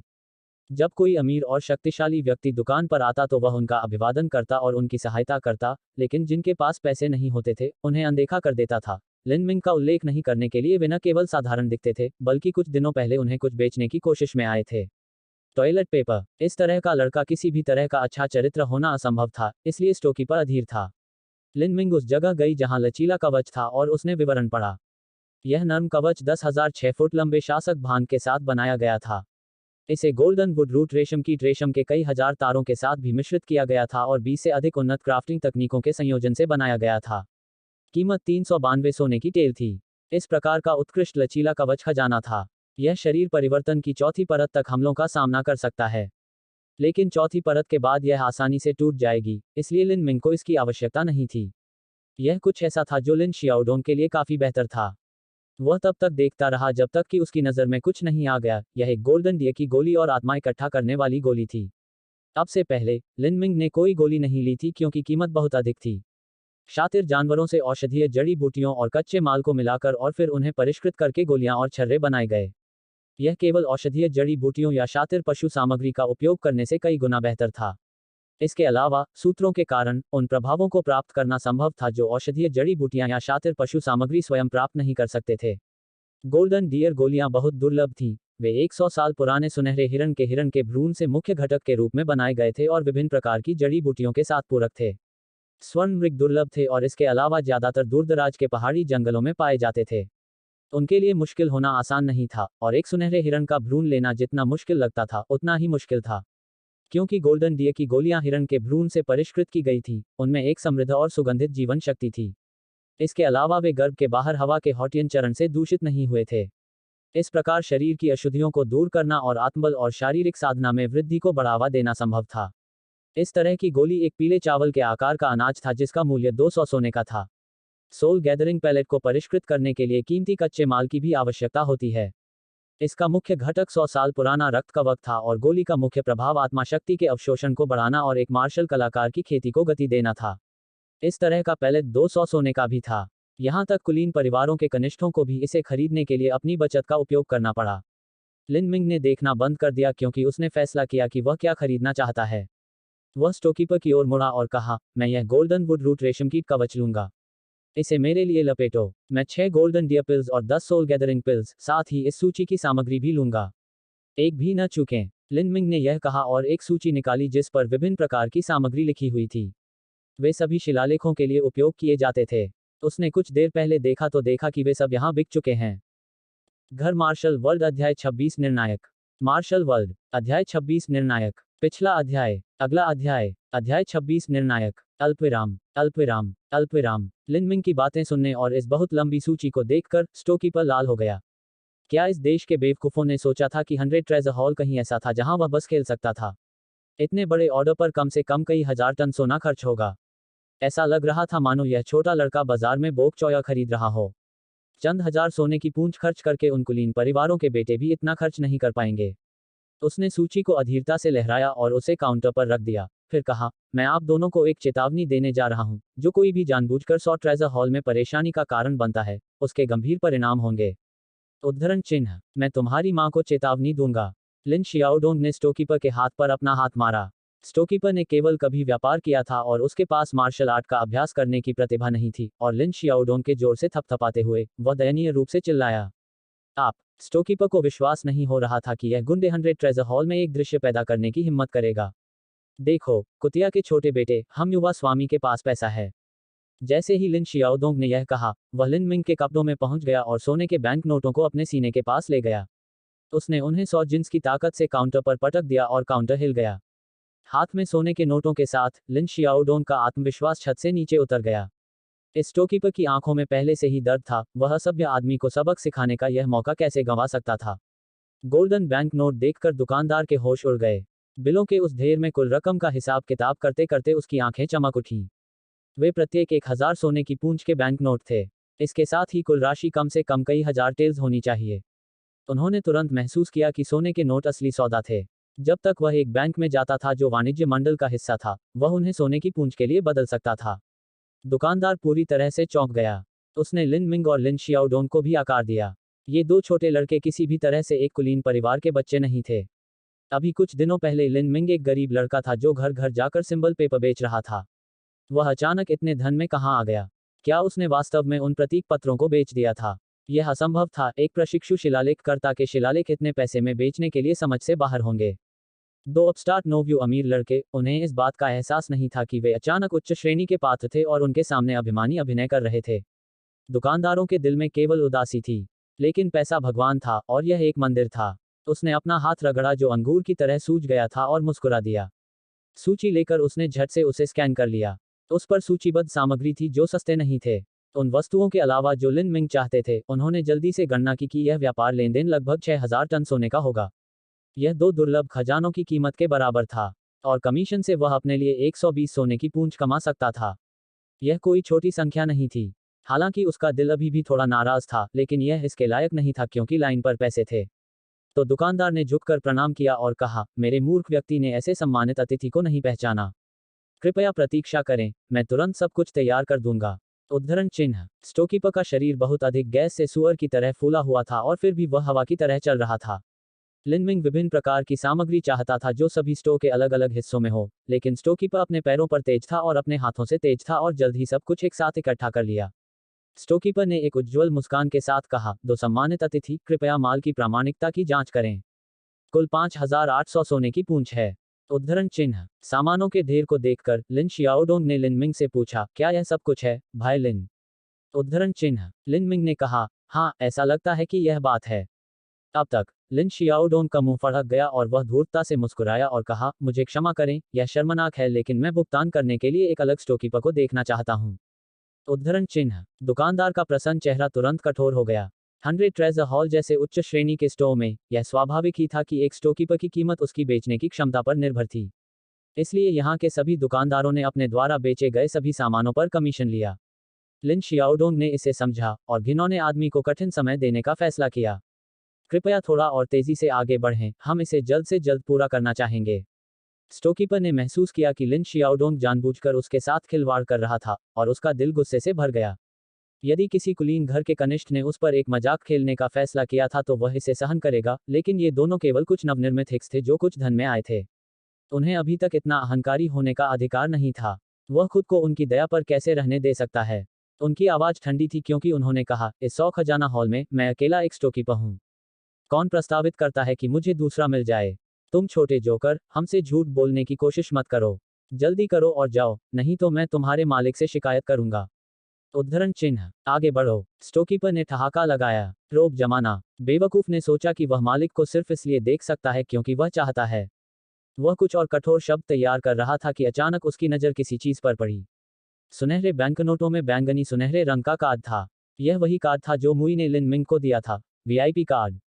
एक का उपयोग करने वाले प्रत्येक व्यक्ति को सरकार के अधिकार क्षेत्र में आने वाली सभी दुकानों पर स्वचालित रूप से 10% की छूट दी जाएगी। यह मार्शल क्वार्टर्स और इंपीरियल फैमिली का पर्पल गोल्ड वीआईपी कार्ड था। दुकानदार का दिल धड़क उठा। यह VIP card chamber of commerce द्वारा रॉयल फैमिली और मार्शल क्वार्टर्स को खुश करने के लिए दिया गया था। अब तक 100 से भी कम भेजे गए थे। इनमें से किसी एक के मालिक होने की योग्यता रखने वाले केवल या तो शाही परिवार के सदस्य थे या मार्शल क्वार्टर के भीतर एक शीर्ष स्तरीय व्यक्ति थे। इनमें से कोई भी आंकड़ा उसे बग की तरह कुचल सकता है। वह समाप्त हो गया था। सब कुछ खत्म हो गया था।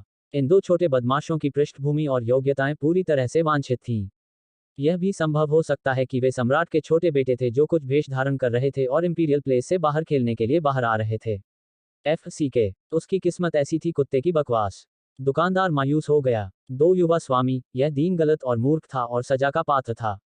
यह दीन तेरे लिए कोई दूसरा भंडार ढूंढनेगा, कृपा और दया कर और मेरे दयनीय अपराधों को अपने हृदय में मत रखना। दुकानदार ने खुद को थप्पड़ मारना शुरू कर दिया और हालांकि यह भारी नहीं था, उसके गालों पर चर्बी हिल गई। लिन शियाओडोंग अवाक रह गया।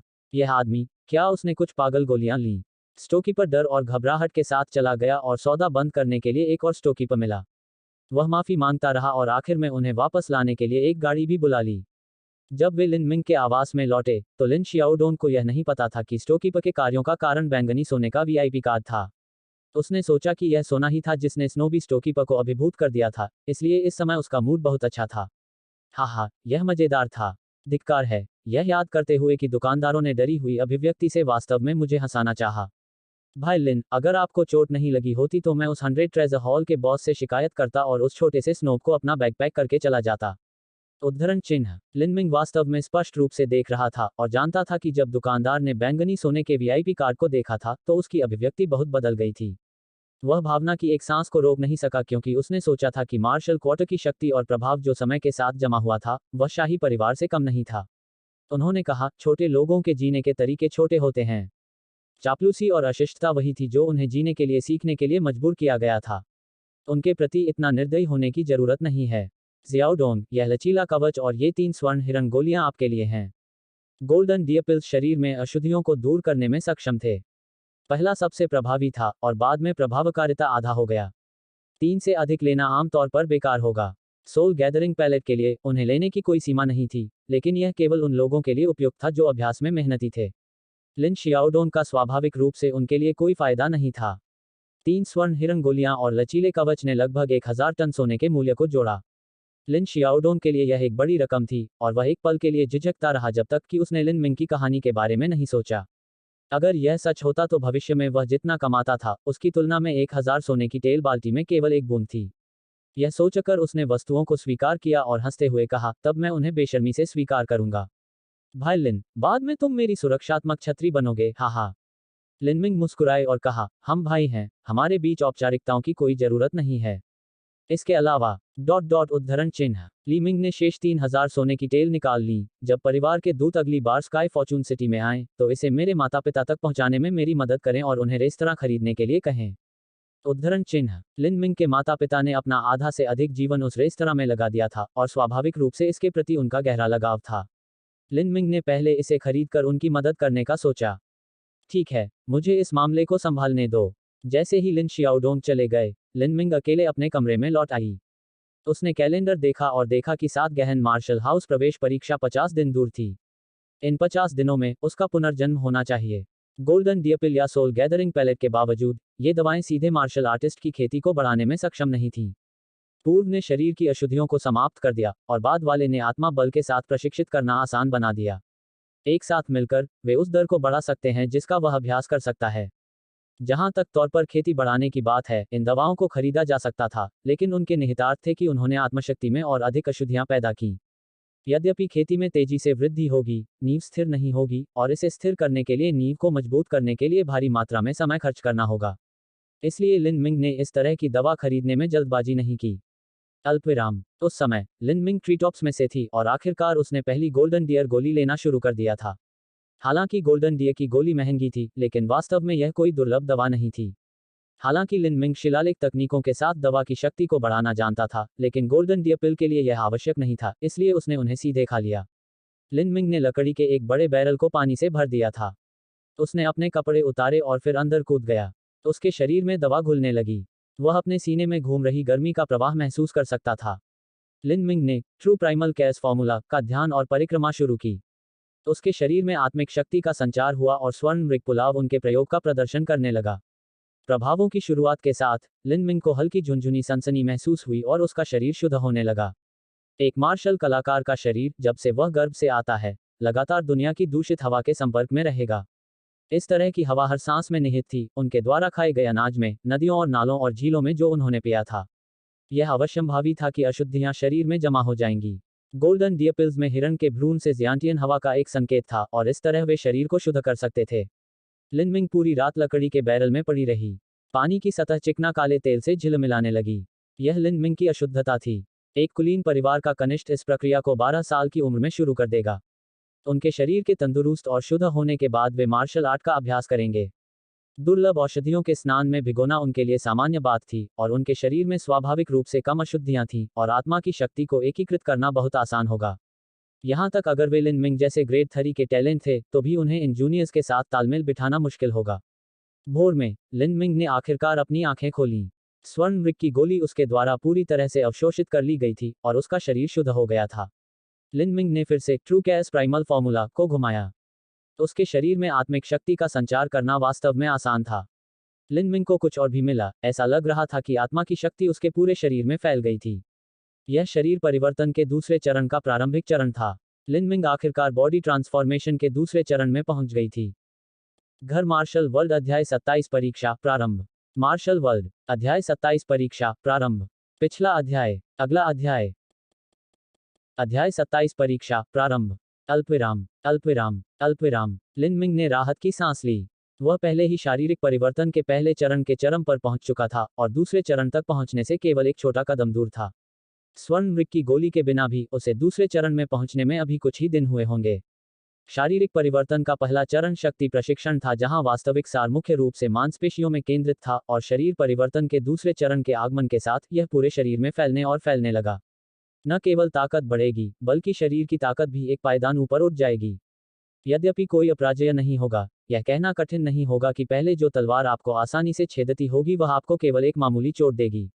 युद्ध की प्रभावशीलता भी एक छोटे से अंतर से बढ़ेगी।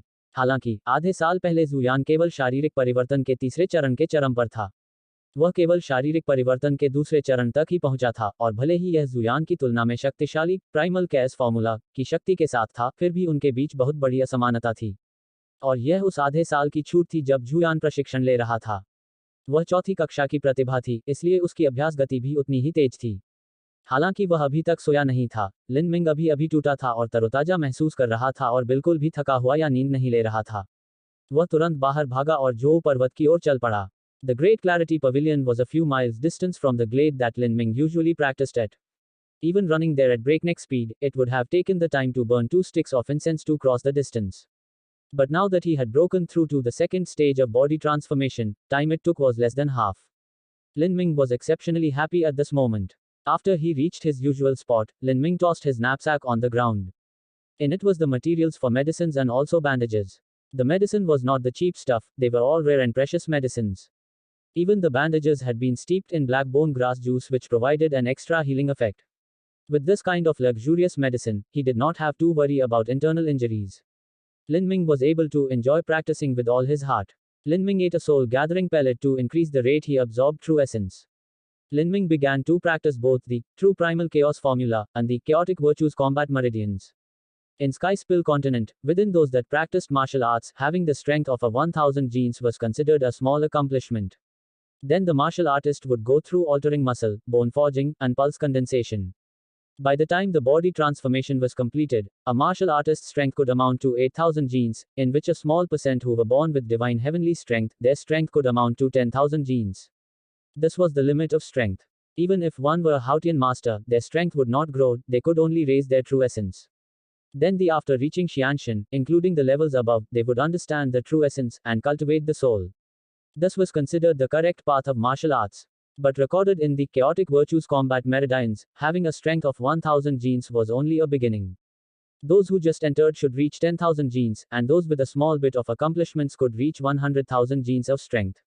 As for the strength of the highest cultivators, there was no way to estimate. If they opened the 8 gates of hidden celestial stems after the 9 stars palace, the body could borrow power from the heavens and earth. Their feet would crack mountains. Their fists would break the sky. That sort of strength was not even describable with a strength of 100,000 genes, it could only be at least a million genes or above. जब लिन Ming ने इसे यादों में देखा तो उसे शायद ही इस पर विश्वास हो। अगर यह सामान्य से 2 या 3 गुना अधिक मजबूत होता तो शायद वह होता। आखिरकार यह देवताओं के दायरे से अनगिनत सहस्राब्दियों की विरासत थी। लेकिन कई हजार गुना का यह अंतर बहुत अविश्वसनीय था। वह अपनी यादों में याद कर पा रहा था कि संप्रदायों में प्रवेश द्वार पर झाड़ू लगाने वाले संरक्षक और भागे भागे छोटे बच्चे कई दसियों हजार जिनकी ताकत रखते थे। जहां तक सच्चे शिष्यों की बात है तो उनकी शक्ति 100,000 जिन से अधिक होगी। यादें इतनी विस्तृत थीं कि लिन मिंग को उन पर विश्वास करने के लिए मजबूर होना पड़ा। अगर मार्शल किनजियो की तुलना भी की जाती तो वह एक साधारण फ्लो स्वीपर से भी तुलना नहीं कर पाता।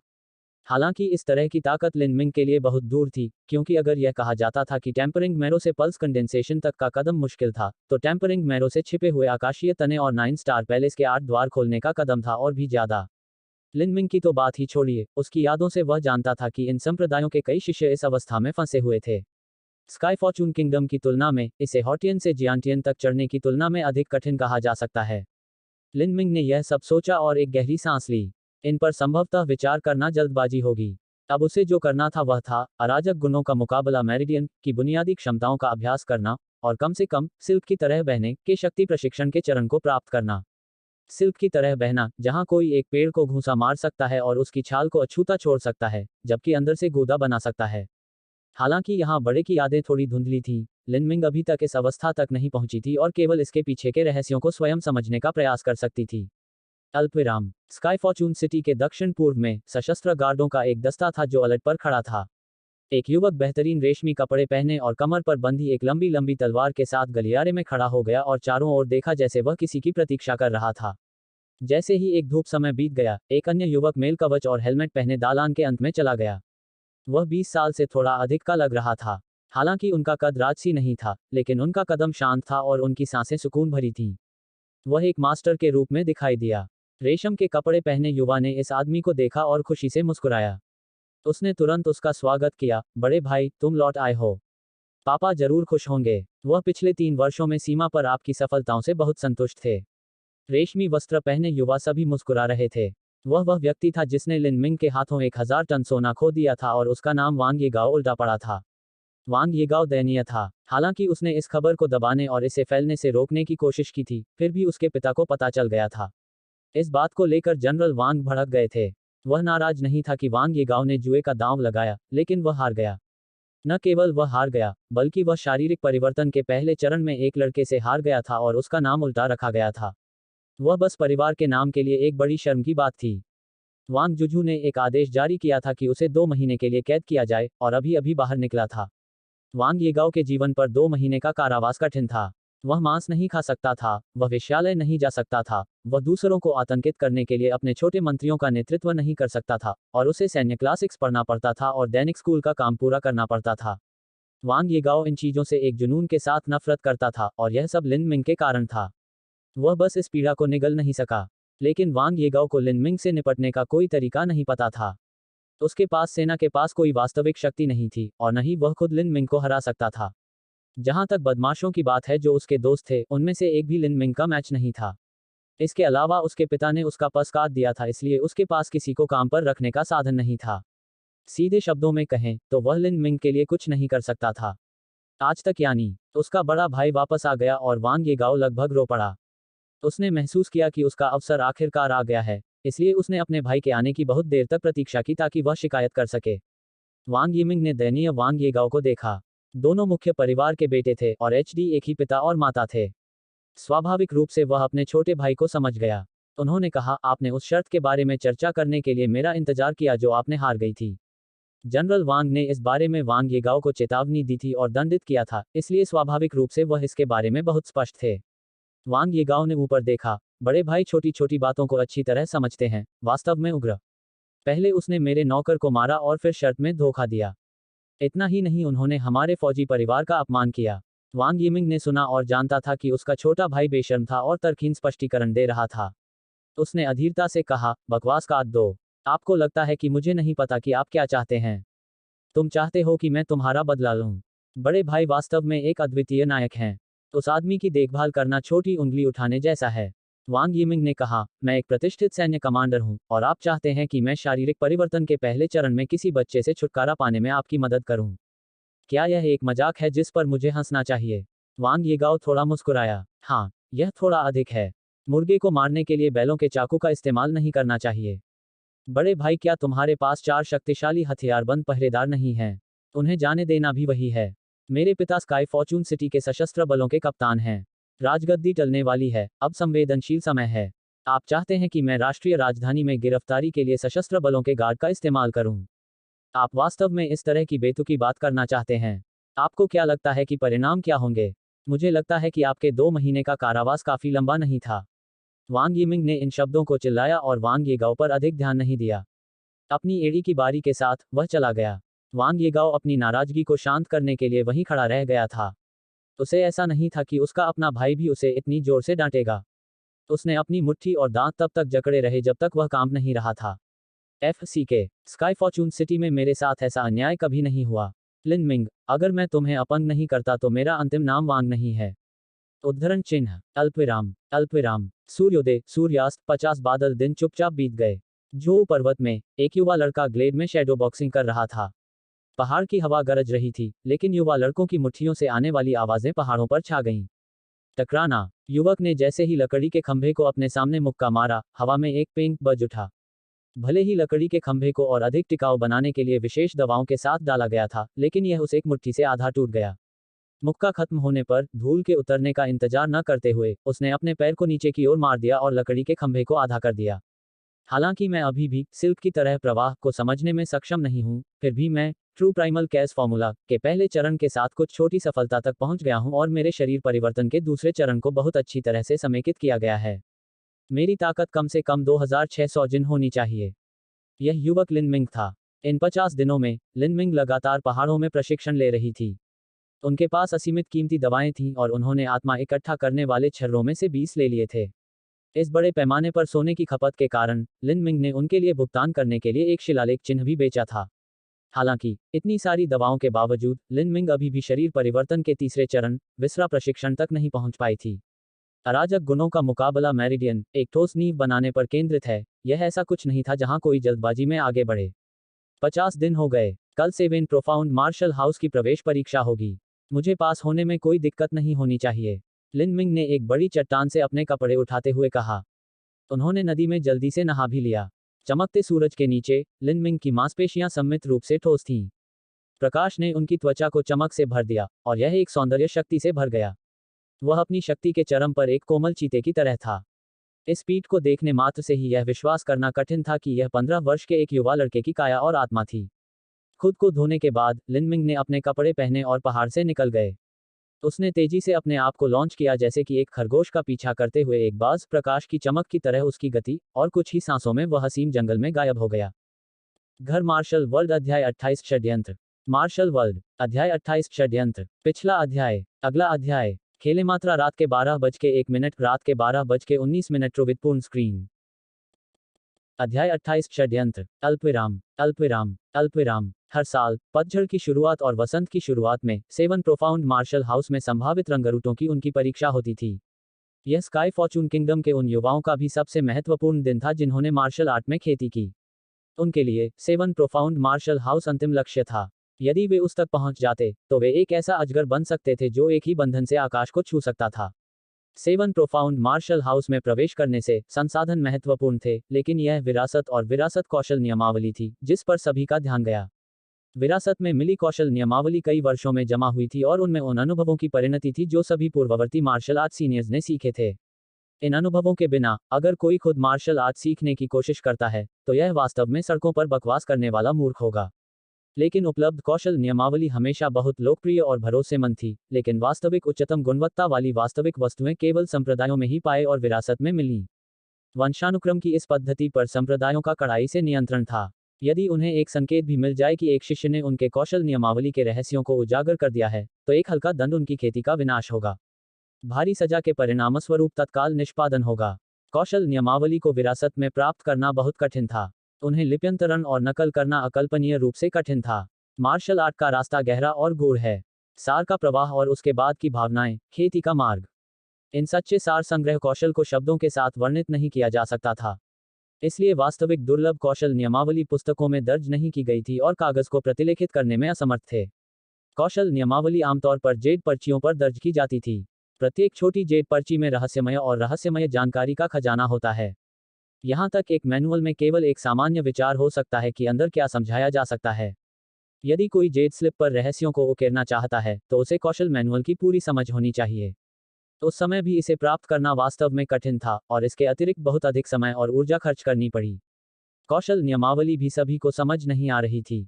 यहाँ तक अगर वे जेड स्लिप प्राप्त कर लेते हैं तो भी वे रहस्यों को समझने में सक्षम नहीं हो सकते हैं। यह बिल्कुल उस बैंक की तरह था जिसने सोने के नोट जारी किए। हालांकि यह पैसा था, लेकिन जो लोग इसे नहीं समझते थे वे इसे केवल ऊतक के रूप में इस्तेमाल कर सकते थे।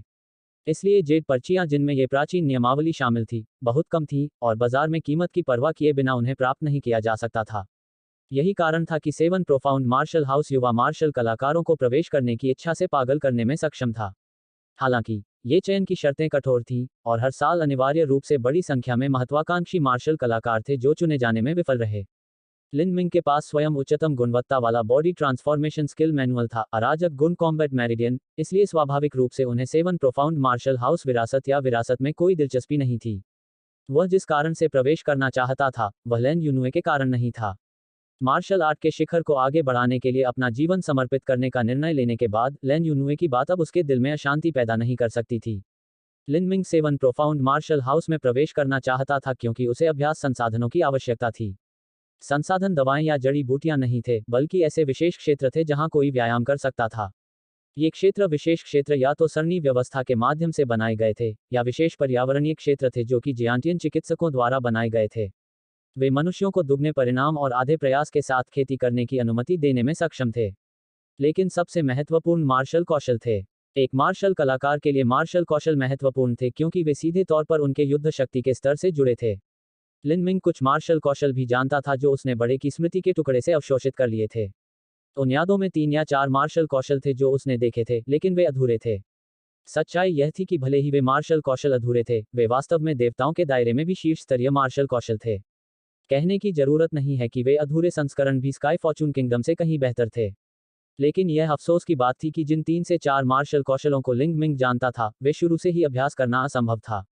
यहाँ तक उनका अभ्यास शुरू करने का साहस करने के लिए उसे कम से कम जियांटियन स्तर पर होने की आवश्यकता होगी। उन यादों में सबसे कमजोर मार्शल कौशल एक ही झटके में पहाड़ों को नष्ट करने में सक्षम थे। लोगों को मारना तो दूर, पूरे स्काई फॉर्चून राजधानी शहर को नष्ट करना शायद आसान होगा। इस तरह का मार्शल कौशल लिन मिंग के लिए लगभग एक विदेशी भाषा थी। इसलिए लिन मिंग को यह प्रवेश परीक्षा देने और सेवन प्रोफाउंड मार्शल हाउस में प्रवेश करने की आवश्यकता थी। उन्हें एक अच्छा परिणाम भी प्राप्त करना था क्योंकि हर साल शीर्ष परिणामों वाले उम्मीदवारों को हमेशा बड़े पैमाने पर पुरस्कृत किया जाता था। शायद यह कीमती दवाएं या दुर्लभ खजाना था। इन दवाओं का उत्पादन अक्सर संप्रदाय के भीतर से किया जाता था। 7 गहरी घाटियां। स्काई फॉर्चून सिटी में सबसे अमीर आदमी भी इन्हें नहीं खरीद सकता था। यहाँ तक कुलीन परिवारों के कनिष्ठ भी इन प्रतिष्ठित पुरस्कारों से ईर्ष्या करेंगे। लिन मिंग को भी लुभाया गया था। पहले उसकी ताकत कम थी इसलिए उसकी उम्मीदें कम थी, लेकिन वर्तमान में स्थिति ऐसी हो गई थी कि उसके मन में उनके लिए उच्च आकांक्षाएं थीं। शरद ऋतु के पहले दिन सेवन प्रोफाउंड मार्शल हाउस के चौक में पहले से ही लोगों की भीड़ थी। क्योंकि बहुत सारे उम्मीदवार थे जो आवेदन करने के लिए आते थे, परीक्षा हमेशा सूर्योदय से शुरू होती थी और पूरे दिन चलती थी। लिन मिंग और लिन शियाओडोंग ने अभी तक चौक में प्रवेश नहीं किया था, लेकिन वे बाहर मुख्य सड़क पर थे। हालांकि यहाँ अपेक्षाकृत कम लोग थे, फिर भी लिन मिंग के कान चर्चा की आवाज से गूंज रहे थे। वे कहते हैं कि इस बार कई शीर्ष स्तरीय प्रतिभाएं आई हैं, जिनमें नंबर 1 प्रतिभा वांग यानफेंग भी शामिल है। 15 साल की, कक्षा 4 की प्रतिभा और उसकी साधना पहले ही शरीर परिवर्तन के तीसरे चरण में कदम रख चुकी है। वास्तव में एक दुर्जय आदमी। अजीब है ना, वह पहले 7 गहन मार्शल हाउस में प्रवेश क्यों नहीं करेंगे? वह वसंत की प्रवेश परीक्षा के दौरान क्यों नहीं आया? उद्धरण चिन्ह। मुझे लगता है कि उसका लक्ष्य स्वर्गीय निवास है। जैसे ही वह 7 गहन मार्शल हाउस में प्रवेश करता है, वह स्वर्गीय निवास में प्रवेश करना चाहता है। वह कितना आक्रामक था। उद्धरण चिन्ह। स्वर्गीय निवास बिल्कुल असंभव है। इन पिछले वर्षों में स्वर्गीय निवास में प्रवेश करने वाला केवल किन जिंगक सुआन था। स्वर्गीय निवास के लिए सबसे कम साधना शरीर परिवर्तन के तीसरे चरण का शिखर है, और आमतौर पर वे शरीर परिवर्तन के चौथे चरण में होते हैं। यहाँ तक वांग यानफेंग में भी प्रवेश करने की योग्यता नहीं है। मुझे लगता है कि उन्होंने इतने लंबे समय तक इंतजार करने का कारण प्रवेश परीक्षा में प्रथम स्थान प्राप्त करना है। उद्धरण चिन्ह स्वर्गीय निवास। लिन मिंग उसके दिल में बड़बड़ाया। आधा साल पहले जुयान ने स्वर्गीय निवास में प्रवेश करने के लिए शारीरिक परिवर्तन के तीसरे चरण के अपने चरम पर भरोसा किया था। एक शक के बिना, समान खेती वालों के बीच भी जुयान की ताकत वास्तव में उत्कृष्ट थी। उनकी तुलना वांग येगाओ जैसे आलू की बोरी से बिल्कुल नहीं की जा सकती थी। जैसे ही लिन मिंग विचारों में खोई हुई थी, उसने अचानक महसूस किया कि किसी की निगाह उसके शरीर पर पड़ी है। क्या कोई उसे देख रहा था? बड़ी भीड़ में कई ऐसे थे जो उसे देख रहे थे, लेकिन औसत व्यक्ति इन लोगों और उनके इरादों को आसानी से नहीं खोज सका। लेकिन लिन मिंग ने ट्रू प्राइमल कैस फॉर्मूला का अभ्यास किया था, इसलिए उनकी धारणा बेहद उत्सुक थी, और इतने सारे लोगों के साथ भी वह अपने रास्ते को घूरते हुए एक ठंडी आंख महसूस कर सकता था। उसने अपना सिर घुमाते हुए अचूक होने का नाटक किया। उस नज़ारे के मूल में एक नीली गाड़ी थी, लेकिन जब लिन मिंग ने मुड़कर देखा तो गाड़ी का पर्दा नीचे गिर गया। लिन मिंग ने उसके दिल में आह भरी। उसने प्रवेश परीक्षा भी शुरू नहीं की थी और शायद उसके खिलाफ साजिश रचने वाले लोग थे। इस समय नीली गाड़ी में रेशमी वस्त्र पहने एक युवक और भीतर एक उदास दिखने वाला युवक बैठा था। यह वांग येगाओ और जुयान थे। वह हमें खोज नहीं पाएगा। पिछली बार वांग येगाओ को लिन मिंग ने डरा दिया था। भले ही उसने सार्वजनिक रूप से दावा किया कि वह बदला लेना चाहता है, वह लिन मिंग से डरता था। उन 3 चालों ने जिसके कारण उसे हार का सामना करना पड़ा, उसने उसके दिल पर एक गहरा निशान छोड़ दिया और उसके आत्मविश्वास को कम कर दिया। जुयान ने ठिठुरते हुए कहा, इतना डरना और शक करना बंद करो, यहाँ बहुत सारे लोग हैं, ऐसा नहीं है कि उसके सिर के पिछले हिस्से पर आंखें हैं। यह आदमी, वह शरीर परिवर्तन के दूसरे चरण तक पहुंचने में भी कामयाब रहा। शरीर परिवर्तन के पहले चरण और दूसरे चरण के बीच का अंतर छोटा नहीं था। एक 15 वर्षीय व्यक्ति जो इसे हासिल कर सकता था, वह आसान नहीं था, खासकर जब लिन मिंग और उसकी गरीब पारिवारिक पृष्ठभूमि और केवल तीसरी कक्षा की प्रतिभा को देखते हुए। मुझे लगता है कि उस आदमी ने शायद एक संकी की तरह अभ्यास किया, अन्यथा कोई रास्ता नहीं है। यहाँ तक मैंने केवल दूसरी अवस्था में प्रवेश किया जब मैं 16 वर्ष का था। उसने शायद अपने शरीर पर अधिक कर लगाया और उसे कुछ स्थायी आंतरिक चोटें आईं।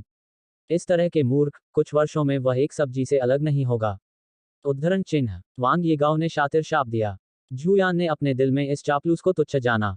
यहाँ तक इतनी दुर्लभ दवाओं के साथ उनका समर्थन करने के बाद भी उन्होंने केवल 16 वर्ष की उम्र में द्वितीय चरण में प्रवेश किया।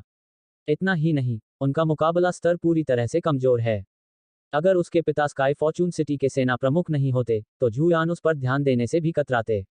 जुयान ने कहा, सामान्य ज्ञान के अनुसार उसके लिए इस चरण को हासिल करना असंभव होगा। शरीर पर अधिक कर लगाने और आंतरिक चोट लगने पर वह देर सबेर अपंग हो जाता, लेकिन अगर उसके पास 1000 सोने की पूंछ का सहारा होता, तो यह कम निश्चित होता।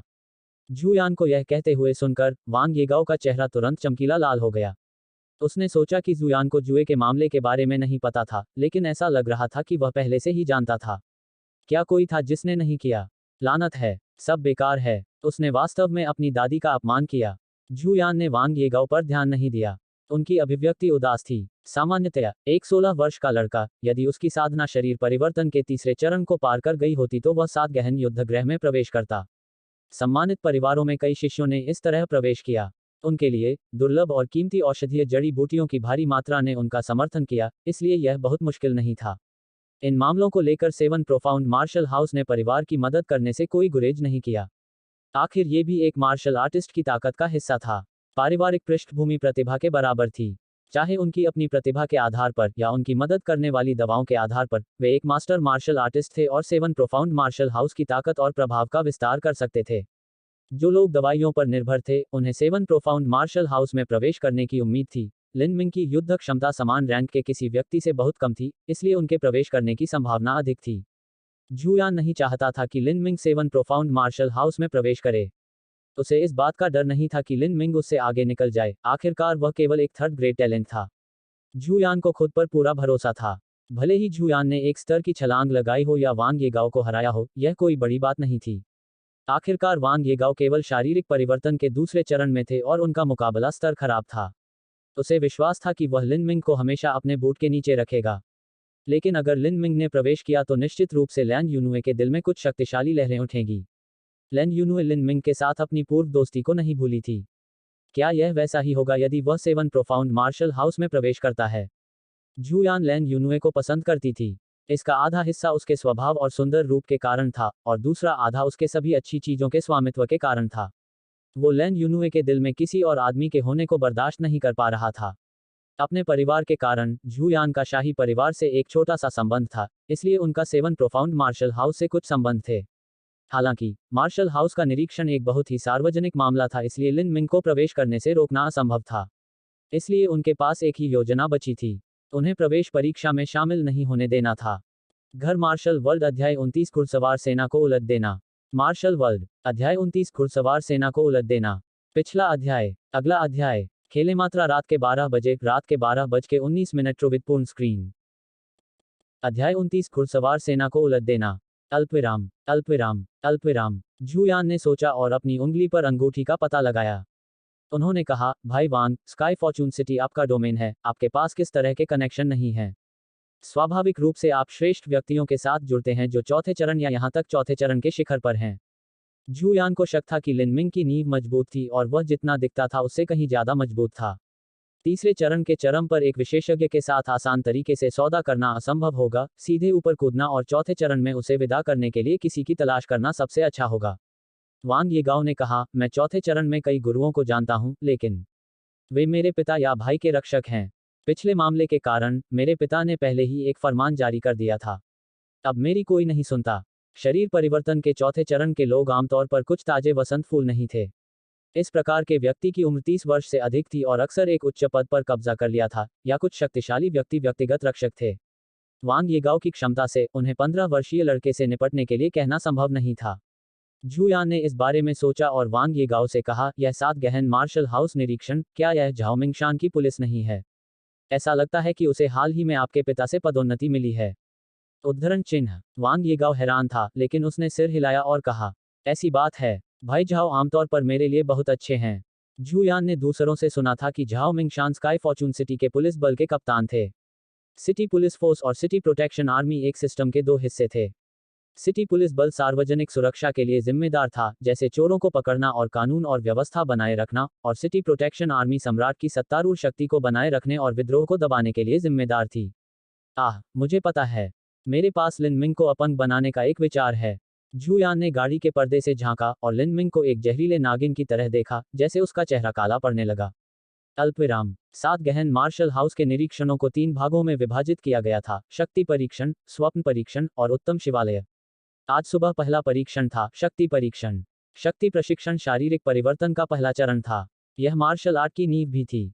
यदि शक्ति प्रशिक्षण ठोस नहीं होता, तो मांस प्रशिक्षण, विसरा प्रशिक्षण, मांसपेशियों में परिवर्तन और अस्थि फोजिंग के बाद के चरण सभी बेकार हो जाते। इसलिए मार्शल कलाकारों के लिए ताकत बहुत महत्वपूर्ण थी। ताकत के लिए माप भी अपेक्षाकृत सरल था। जब तक ट्रायल अच्छी तरह से किया जाता था, तब तक बड़ी संख्या में आवेदकों को हटाया जा सकता था। इस वजह से पिछले कई सालों से सेवन प्रोफाउंड मार्शल हाउस ने ताकत के निरीक्षण को पहली परीक्षा के रूप में रखा था। परीक्षण एक विशेष पत्थर की संरचना थी जो एक आदमी की ऊंचाई थी। शीर्ष पर प्रकाश की किरण थी जो सच्चे सार द्वारा बनाई गई थी। जब तक कोई पत्थर पर मुक्का मारता है, बीम एक प्रकाश संचारित करता है जो व्यक्ति की ताकत का संकेत देता है।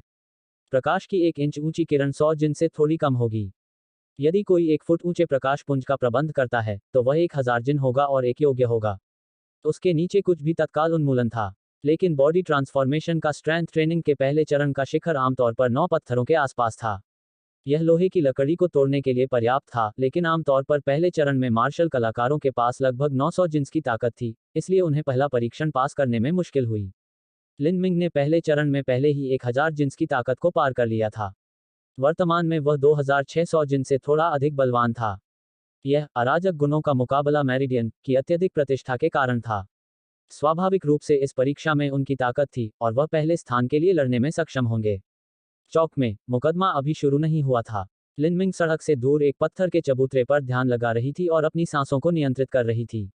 अचानक एक तेज आवाज आई और जोर से आवाज आई, रास्ते से बाहर। रास्ते से बाहर। लिन मिंग ने अपनी आंखें खोलीं और एक 20 वर्षीय व्यक्ति को घोड़े पर सवार होकर सड़क पर गिरते हुए देखकर हैरान रह गया। उसने मोटा चमकीला कवच पहना था और उसका हाथ एक बच्चे की बांह जितना मोटा 2 मीटर लंबा भाला था। उसने एक हाथ से भाले को इधर उधर लहराते हुए दूसरे हाथ से घोड़े की नाल चलाकर कौवे को तितर बितर कर दिया। दादा। खुरपी की आवाज हवा में खस्ता थी और भीड़भाड़ वाली मुख्य सड़क पर लोग तितर बितर हो गए। लिन मिंग ने मुंह फेर लिया। आज 7 प्रोफाउंड मार्शल हाउस की प्रवेश परीक्षा की तारीख थी। स्काई फॉर्चून सिटी व्यवस्था बनाए रखने के लिए यहां सिटी पुलिस फोर्स भेजेगी। उन्होंने किसी को भीड़ में बेतहाशा हिरन करने की अनुमति कैसे दी? लिन मिंग ने जल्द ही ध्यान दिया कि हालांकि यह व्यक्ति अपने तरीके से आक्रामक था और उसने अपना लांस इधर उधर लहराया, लेकिन वह वास्तव में किसी से नहीं टकराया। ऐसा लग रहा था कि इस आदमी की मार्शल आर्ट सभ्य थी और वह घुड़सवारी में भी कुशल था। लिन मिंग मूल रूप से सड़क के किनारे बैठी थी और उठी नहीं, लेकिन इस समय उसने देखा कि वे लोग बुरी तरह मुस्कुरा रहे थे और अपनी लगाम लहराए और मुड़े और लिन मिंग की ओर सरपट दौड़ पड़े। लिन मिंग की अभिव्यक्ति डूब गई। उसने महसूस किया कि यह आदमी उसके लिए आ रहा था। घोड़ा तेजी से उसकी ओर आ रहा था। वह आदमी न केवल कवच पहने हुए था, बल्कि उसके हाथ में मोटा और लंबा भाला कम से कम 100 जिंस का था। घोड़ों के स्प्रिंट की गति के अलावा वह भाला एक दीवार को भेदने में सक्षम होगा। जब वह 10 मीटर से भी कम दूरी पर था, तो उस आदमी के हाथ में लगा भाला फीकी पीली रोशनी से चमकने लगा। Martial skill. वे वास्तव में मेरे बारे में बहुत सोचते हैं, वास्तव में एक मार्शल कौशल का उपयोग करने के लिए। लिन मिंग ने सोचा कि उसकी आंखें बर्फीली हो गई हैं। उन्होंने अपना दाहिना थोड़ा सा खोला और जैसे ही ट्रू प्राइमल कैस फॉर्मूला उनमें तेजी से घूमने लगा, लिन मिंग की धारणा तुरंत अधिकतम सीमा तक पहुंच गई। उसकी आंखों में लांस की गति धीमी हो गई थी और शोरगुल की धड़कन गायब हो गई थी। जब वह आदमी 3 मीटर के भीतर था, लिन मिंग बैठने की स्थिति से उछला और वह अप्रत्याशित रूप से उस आदमी की ओर बढ़ा। लिन मिंग ने चकमा देने की कोशिश नहीं की थी, लेकिन दोनों हाथों को फैला दिया और भाले को पकड़ लिया। 100 जिन लांस, एक घोड़े की बलि, यह एक पेड़ को भी तोड़ सकता था। और इस लड़के ने वास्तव में इसे हथियाने के लिए अपने हाथों का इस्तेमाल किया। हाथ में लांस के साथ, लिन मिंग ने अपने हाथों और पैरों में असली सार प्रसारित किया। उनका दाहिना पैर एक कदम पीछे हट गया और पत्थर के चबूतरे से सटा हुआ था, और दोनों हाथों को खींचकर 2600 से अधिक जिन्स की ताकत तुरंत भड़क उठी। यूपी, लिन मिंग ने पुकारा और भाले को पकड़े हुए हाथ अचानक उठ गए। आदमी ने केवल ताकत की एक संक्षिप्त अनुभूति महसूस की क्योंकि उसे सीधे अपने भाले से उठा लिया गया था और रैगडॉल की तरह फेंक दिया गया था। आदमी को चक्कर आ रहा था और उसकी आंखों में सीटी की आवाज आ रही थी क्योंकि उसकी दृष्टि हवा में घूमने से धुंधली थी। अगले ही पल उसने एक दुर्भावनापूर्ण दर्द के साथ सीधे पीछे से जमीन को प्रभावित किया। ऐसा लग रहा था कि जैसे ही वह एक पेड़ से टकराया और एक और खून थूका, उसके अंगों ने खुद को खो दिया था। लिन मिंग ने अपने हाथ में 100 जिन लांस को एक तरफ उछाला और वापस बैठ गई। इस आदमी के पास केवल शरीर परिवर्तन के दूसरे चरण की ताकत थी। हालांकि उन्हें घोड़े का भी समर्थन प्राप्त था, लेकिन लिन मिंग ने जिस अराजक गुणों का मुकाबला मेरिडियन का अभ्यास किया, उसकी तुलना में यह काफी नहीं था। जो भीड़ देख रही थी वह बस अवाक थी। कवच में यह आदमी पूरी गति से उस पर दौड़ा था, लेकिन फिर भी लिन मिंग ने उसे उठा लिया और एक तरफ फेंक दिया। यह युवक मानव रूप में बस एक शातिर राक्षस था। झुयान अपनी गाड़ी पर इस दृश्य को दूर से देख रहा था। उसका चेहरा और अधिक उदास हो गया। वांग येगाओ, यह बेकार चावल की बाल्टी। यहां तक कि वह व्यक्ति जिसे वह जानता था, चलने वाले आलू के अलावा और कुछ नहीं था। उसके पास घोड़े की ताकत भी थी जो उसे सहारा दे रहा था, फिर भी वह उसका अपना था जिसे फेंक दिया गया था। हालांकि उन्हें भी इस नतीजे की उम्मीद थी। उसने नहीं सोचा था कि लिन मिंग का जवाबी हमला इतना अप्रत्याशित रूप से भयंकर होगा। तभी शोर शराबे वाले कदमों की भीड़ को पास आते सुना जा सकता था। क्या चल रहा है? कोई सार्वजनिक रूप से दूसरों पर हमला करने की हिम्मत करता है। जैसे ही लिन मिंग ने ऊपर देखा, वो वास्तव में वांग येगाओ ही थे जो घटनास्थल पर भीड़ को लेकर आए थे। वह दिल में झूम उठा। जाहिर है इस शख्स ने इसके लिए अच्छी प्लानिंग की थी। वांग येगाओ ने उस आदमी की ओर देखा जिसे लिन मिंग ने बहकाया था और उसने महसूस किया कि उसका दिल उछल रहा है। यह ताकत वाकई भयानक थी, लेकिन उनका मन शांत हो गया क्योंकि उन्हें अपने समर्थन के लिए लाए गए लोगों की भीड़ याद आई। वांग येगाओ का हौसला बढ़ाया गया, उसने अपने दांतों को जकड़ लिया और लिन मिंग को क्रूरता से देखा। लिन मिंग, कमीने, बार बार तुम मेरे आदमियों से लड़ते हो। मैं पहले से ही आपके साथ इन छोटी छोटी जानकारियों पर सवाल नहीं उठाने वाला था, लेकिन इस बार आप बहुत आगे निकल गए हैं। उद्धरण चिन्ह। जाओ, उसे मेरे पास लाओ, उसे ले लो, उसे मार डालो और मैं जिम्मेदारी लूंगा। वांग येगाओ ने वीरतापूर्वक अपना हाथ लहराया, लेकिन अप्रत्याशित रूप से उसके कोड वर्ड देने के बाद भी कोई नहीं हिला। उसे मार डालो और तुम जिम्मेदार हो। क्या बकवास मजाक है? अगर वह हमें मारता है तो क्या आप भी जिम्मेदार होंगे? अधिकांश भीड़ केवल शारीरिक परिवर्तन के पहले चरण में थी और उनमें से कुछ दूसरे चरण में थी। हालांकि उन्हें उसी स्तर पर किसी से कमजोर माना जा सकता है। उन सभी ने लिन मिंग की भयानक छवि को उस आदमी को घोड़े पर से उतारते हुए देखा था और यह उनके दिमाग में अंकित हो गया था।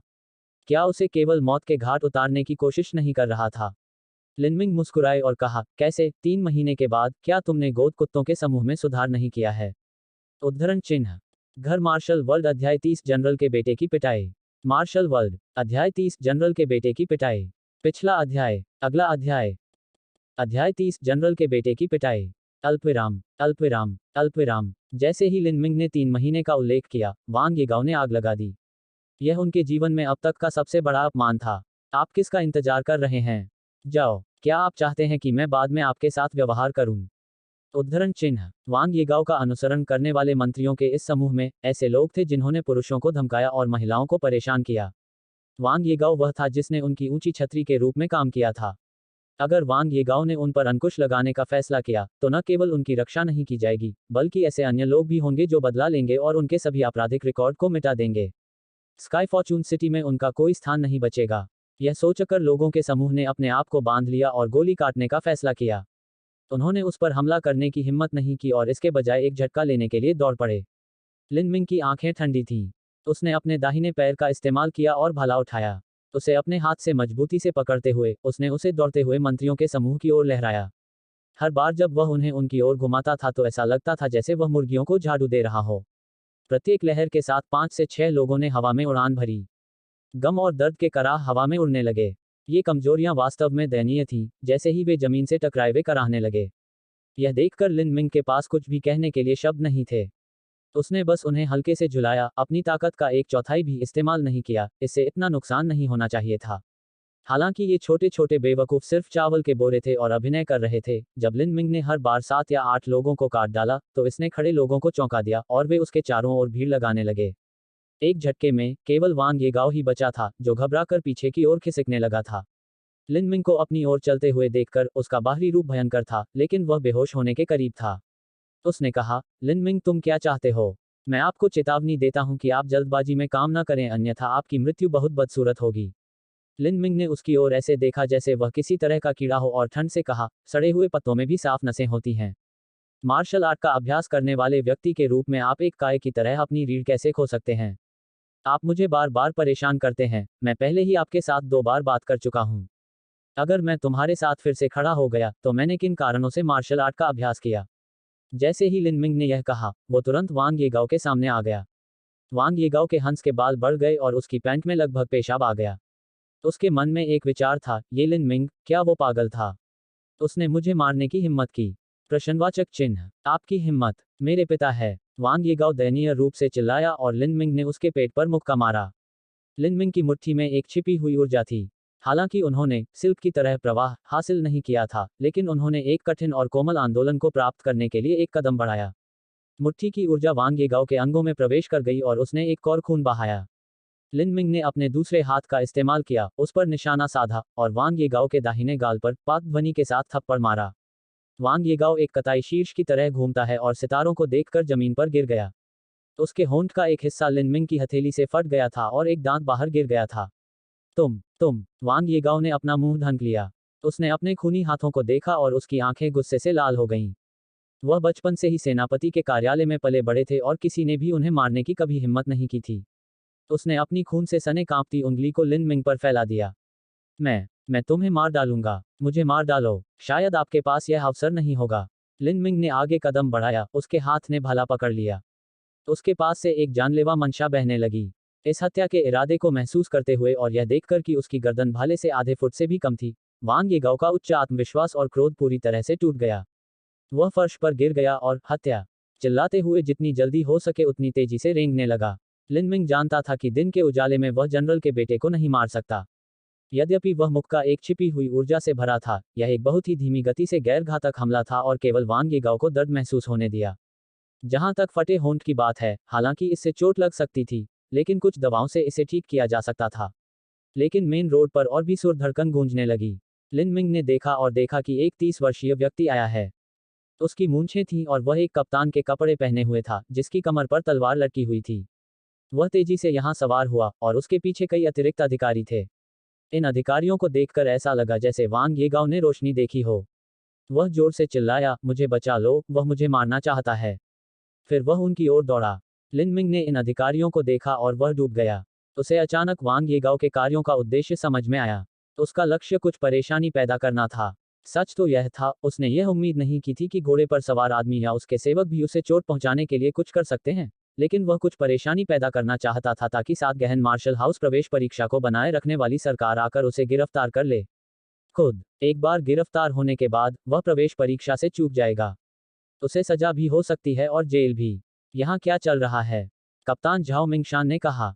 वह 35 साल के थे और बॉडी ट्रांसफॉर्मेशन के चौथे चरण में थे और sky Fortune city police force के कप्तान के पद पर भी थे।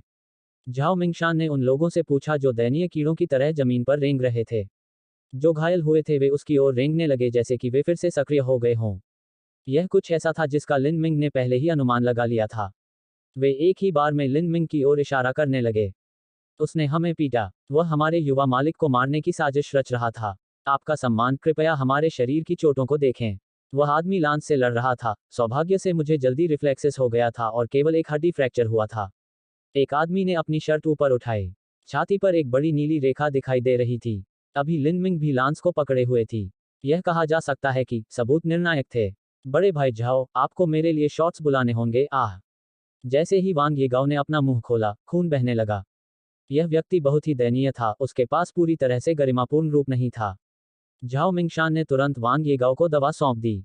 कप्तान के रूप में झाओ मिंगशान हमेशा अपने साथ दवा रखते थे। स्वाभाविक रूप से यह कुछ भी कम मूल्य का नहीं था। यहां तक जब वह गरज रहा था और सिसक रहा था, वांग येगाओ ने अपने मुंह पर दवा पोंछी। दवा प्रभावी थी और वांग येगाओ का दर्द थोड़ा कम हो गया था। बड़े भाई झाओ, आपको मेरे लिए न्याय मिलना चाहिए। वांग येगाओ ने लिन मिंग को घृणा की दृष्टि से देखा। उसने नहीं सोचा था कि लिन मिंग उसे मार देगी। उसने फैसला किया कि वह उसे मार डालेगा। उसे बस उसे जेल की कोठरी में ले जाना होगा और फिर वह उससे निपटने का कोई रास्ता खोज लेगा। उसे मार डालो, उसे अपंग कर दो, बचने का कोई रास्ता नहीं होगा। नहीं, उसे मारना बहुत आसान था। उसे दुख में डूबने देना सबसे अच्छा था। वांग येगाओ के पिता को इस तरह की कोई परवाह नहीं थी। वह शर्त हार गया था और पहले चरण में एक युवा लड़के से हार गया था और केवल अपना नाम उलट दिया था। इस बात को लेकर वांग जुनझू निश्चित रूप से गुस्से में था।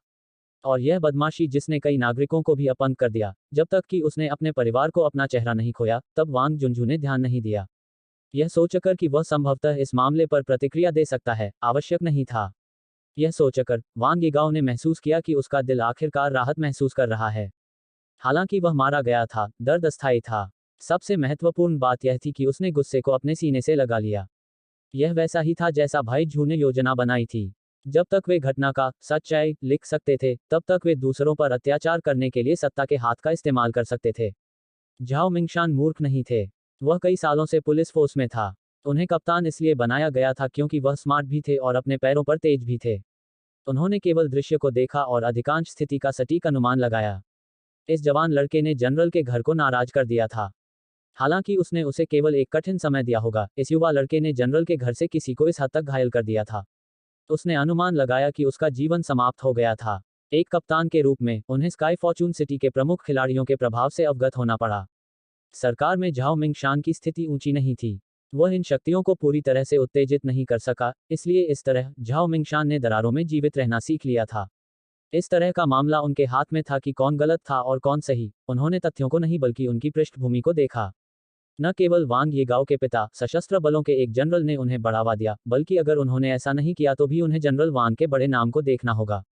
वांग येगाओ मुख्य घर में कुछ भी नहीं हो सकता है और अगर वह अंदर होता तो वह अनुशासित हो सकता था, लेकिन वह अभी बाहर था और इसलिए चेहरे की चिंताएं थीं। यदि झाओ मिंगशान ने सही आदेश दिया, तो यह सुझाव देगा कि वह जनरल वांग के आदमियों में से एक नहीं था। वह इन बातों को अपने मन में समझता था, इसलिए वह अपने निर्णय पर दृढ़ था। उसने अपना हाथ लहराया और एक अधिकारी बाहर चला गया और फर्श पर पुरुषों की चोटों का निरीक्षण करने लगा। फिर उन्होंने लिन मिंग के भाले का निरीक्षण किया, उनकी तुलना उन निशानों से की और कहा, हाँ, ये घाव लांस के हैं। झाओ मिंगशान ने सिर हिलाया और लिन मिंग से कहा, नाम। उद्धरण चिन्ह। लिन मिंग ने पहले ही अनुमान लगा लिया था कि झाओ मिंगशाओ ने क्या करने की तैयारी की थी। उसने झाओ मिंगशान को निडरता से देखा और स्पष्ट रूप से उत्तर दिया, लिन मिंग। उद्धरण चिन्ह। लिन मिंग की आंखों में देखते हुए झाओ मिंगशान ने अवमानना, एक बेहोश भावना महसूस की जिससे वह असहज हो गया। वह भी अच्छा महसूस नहीं कर रहा था क्योंकि उसने कहा, सबूत निर्णायक है, आपको अपने लिए क्या कहना है। उद्धरण चिन्ह। सबूत निर्णायक है। लिन मिंग ने उपहास किया, क्या आपने दर्शकों से पूछने की कोशिश की है?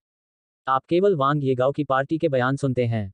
झाओ मिंगशान ने मुंह फेर लिया और सोचा कि यह आदमी दिमाग में स्पष्ट नहीं था। जैसे ही वह प्रकट हुआ उसने अनुमान लगाया था कि इस रास्ते पर घटनाएं घटेंगी, लेकिन अब ऐसा लग रहा था कि इस लड़के की मौत उसके ऊपर मंडरा रही है और वह अभी भी मजाक कर रहा था। यह लड़का, उसे वांग येगाओ को क्यों मारना पड़ा? क्या वह नहीं जानता था कि उसके पिता स्काई फॉर्चून सिटी के सशस्त्र गार्ड बलों के नेता थे? हालांकि जनरल वांग ने अपने बेटे की मूर्खता को बर्दाश्त नहीं किया और यहां तक उसे बार बार दंडित भी किया, लेकिन इसका मतलब यह नहीं था कि वह दूसरों को अपने बेटे को मारने की इजाजत देगा, क्योंकि यह उसे चेहरे पर थप्पड़ मारने के बराबर था। यह लड़का लिन मिंग भी पृष्ठभूमि वाला कोई नहीं हो सकता। उसके कपड़ों को देखकर ही इस बात की पुष्टि हुई। यह किसी तरह का निजी मामला रहा होगा। झाओ मिंगशान ने आह भरी और कहा, मैं निश्चित रूप से दर्शकों से सवाल करूंगा, लेकिन पहले मैं पूछता हूं कि आप मेरे साथ कार्यालय में मौखिक स्वीकारोक्ति दर्ज करने के लिए वापस आएं। बयान दर्ज करने के लिए मैं किसी को यहां रहने दूंगा। परीक्षा समाप्त होने तक आपको वहीं रखा जाएगा। जब तक लोग मूर्ख नहीं होंगे, तब तक वे सरकार से नहीं लड़ेंगे और बेवजह बात नहीं करेंगे। अगर किसी ने बड़ा मुंह करने का फैसला किया, तो उसका सुखद परिणाम नहीं होगा। चलिए चलते हैं। जैसे ही झाओ मिंगशान ने अपना हाथ लहराया, 2 अधिकारी ऊपर चले गए, उनके हाथों में रस्सी बांध दी। वांग यीगाओ ने अपने चेहरे पर एक तेज मुस्कान दिखाई। मुझसे लड़ो, हा, देखते हैं अब तुम कैसे मरते हो। जैसे ही लिन मिंग ने देखा कि 2 अधिकारी हाथ में रस्सी लिए हुए हैं, लिन मिंग ने अपनी आस्तीनें हिलाई और ठंडे स्वर में कहा, तुम मुझे बांधना चाहते हो, लेकिन एक बार ऐसा करने के बाद तुम्हारे लिए कोई अच्छा परिणाम नहीं होगा।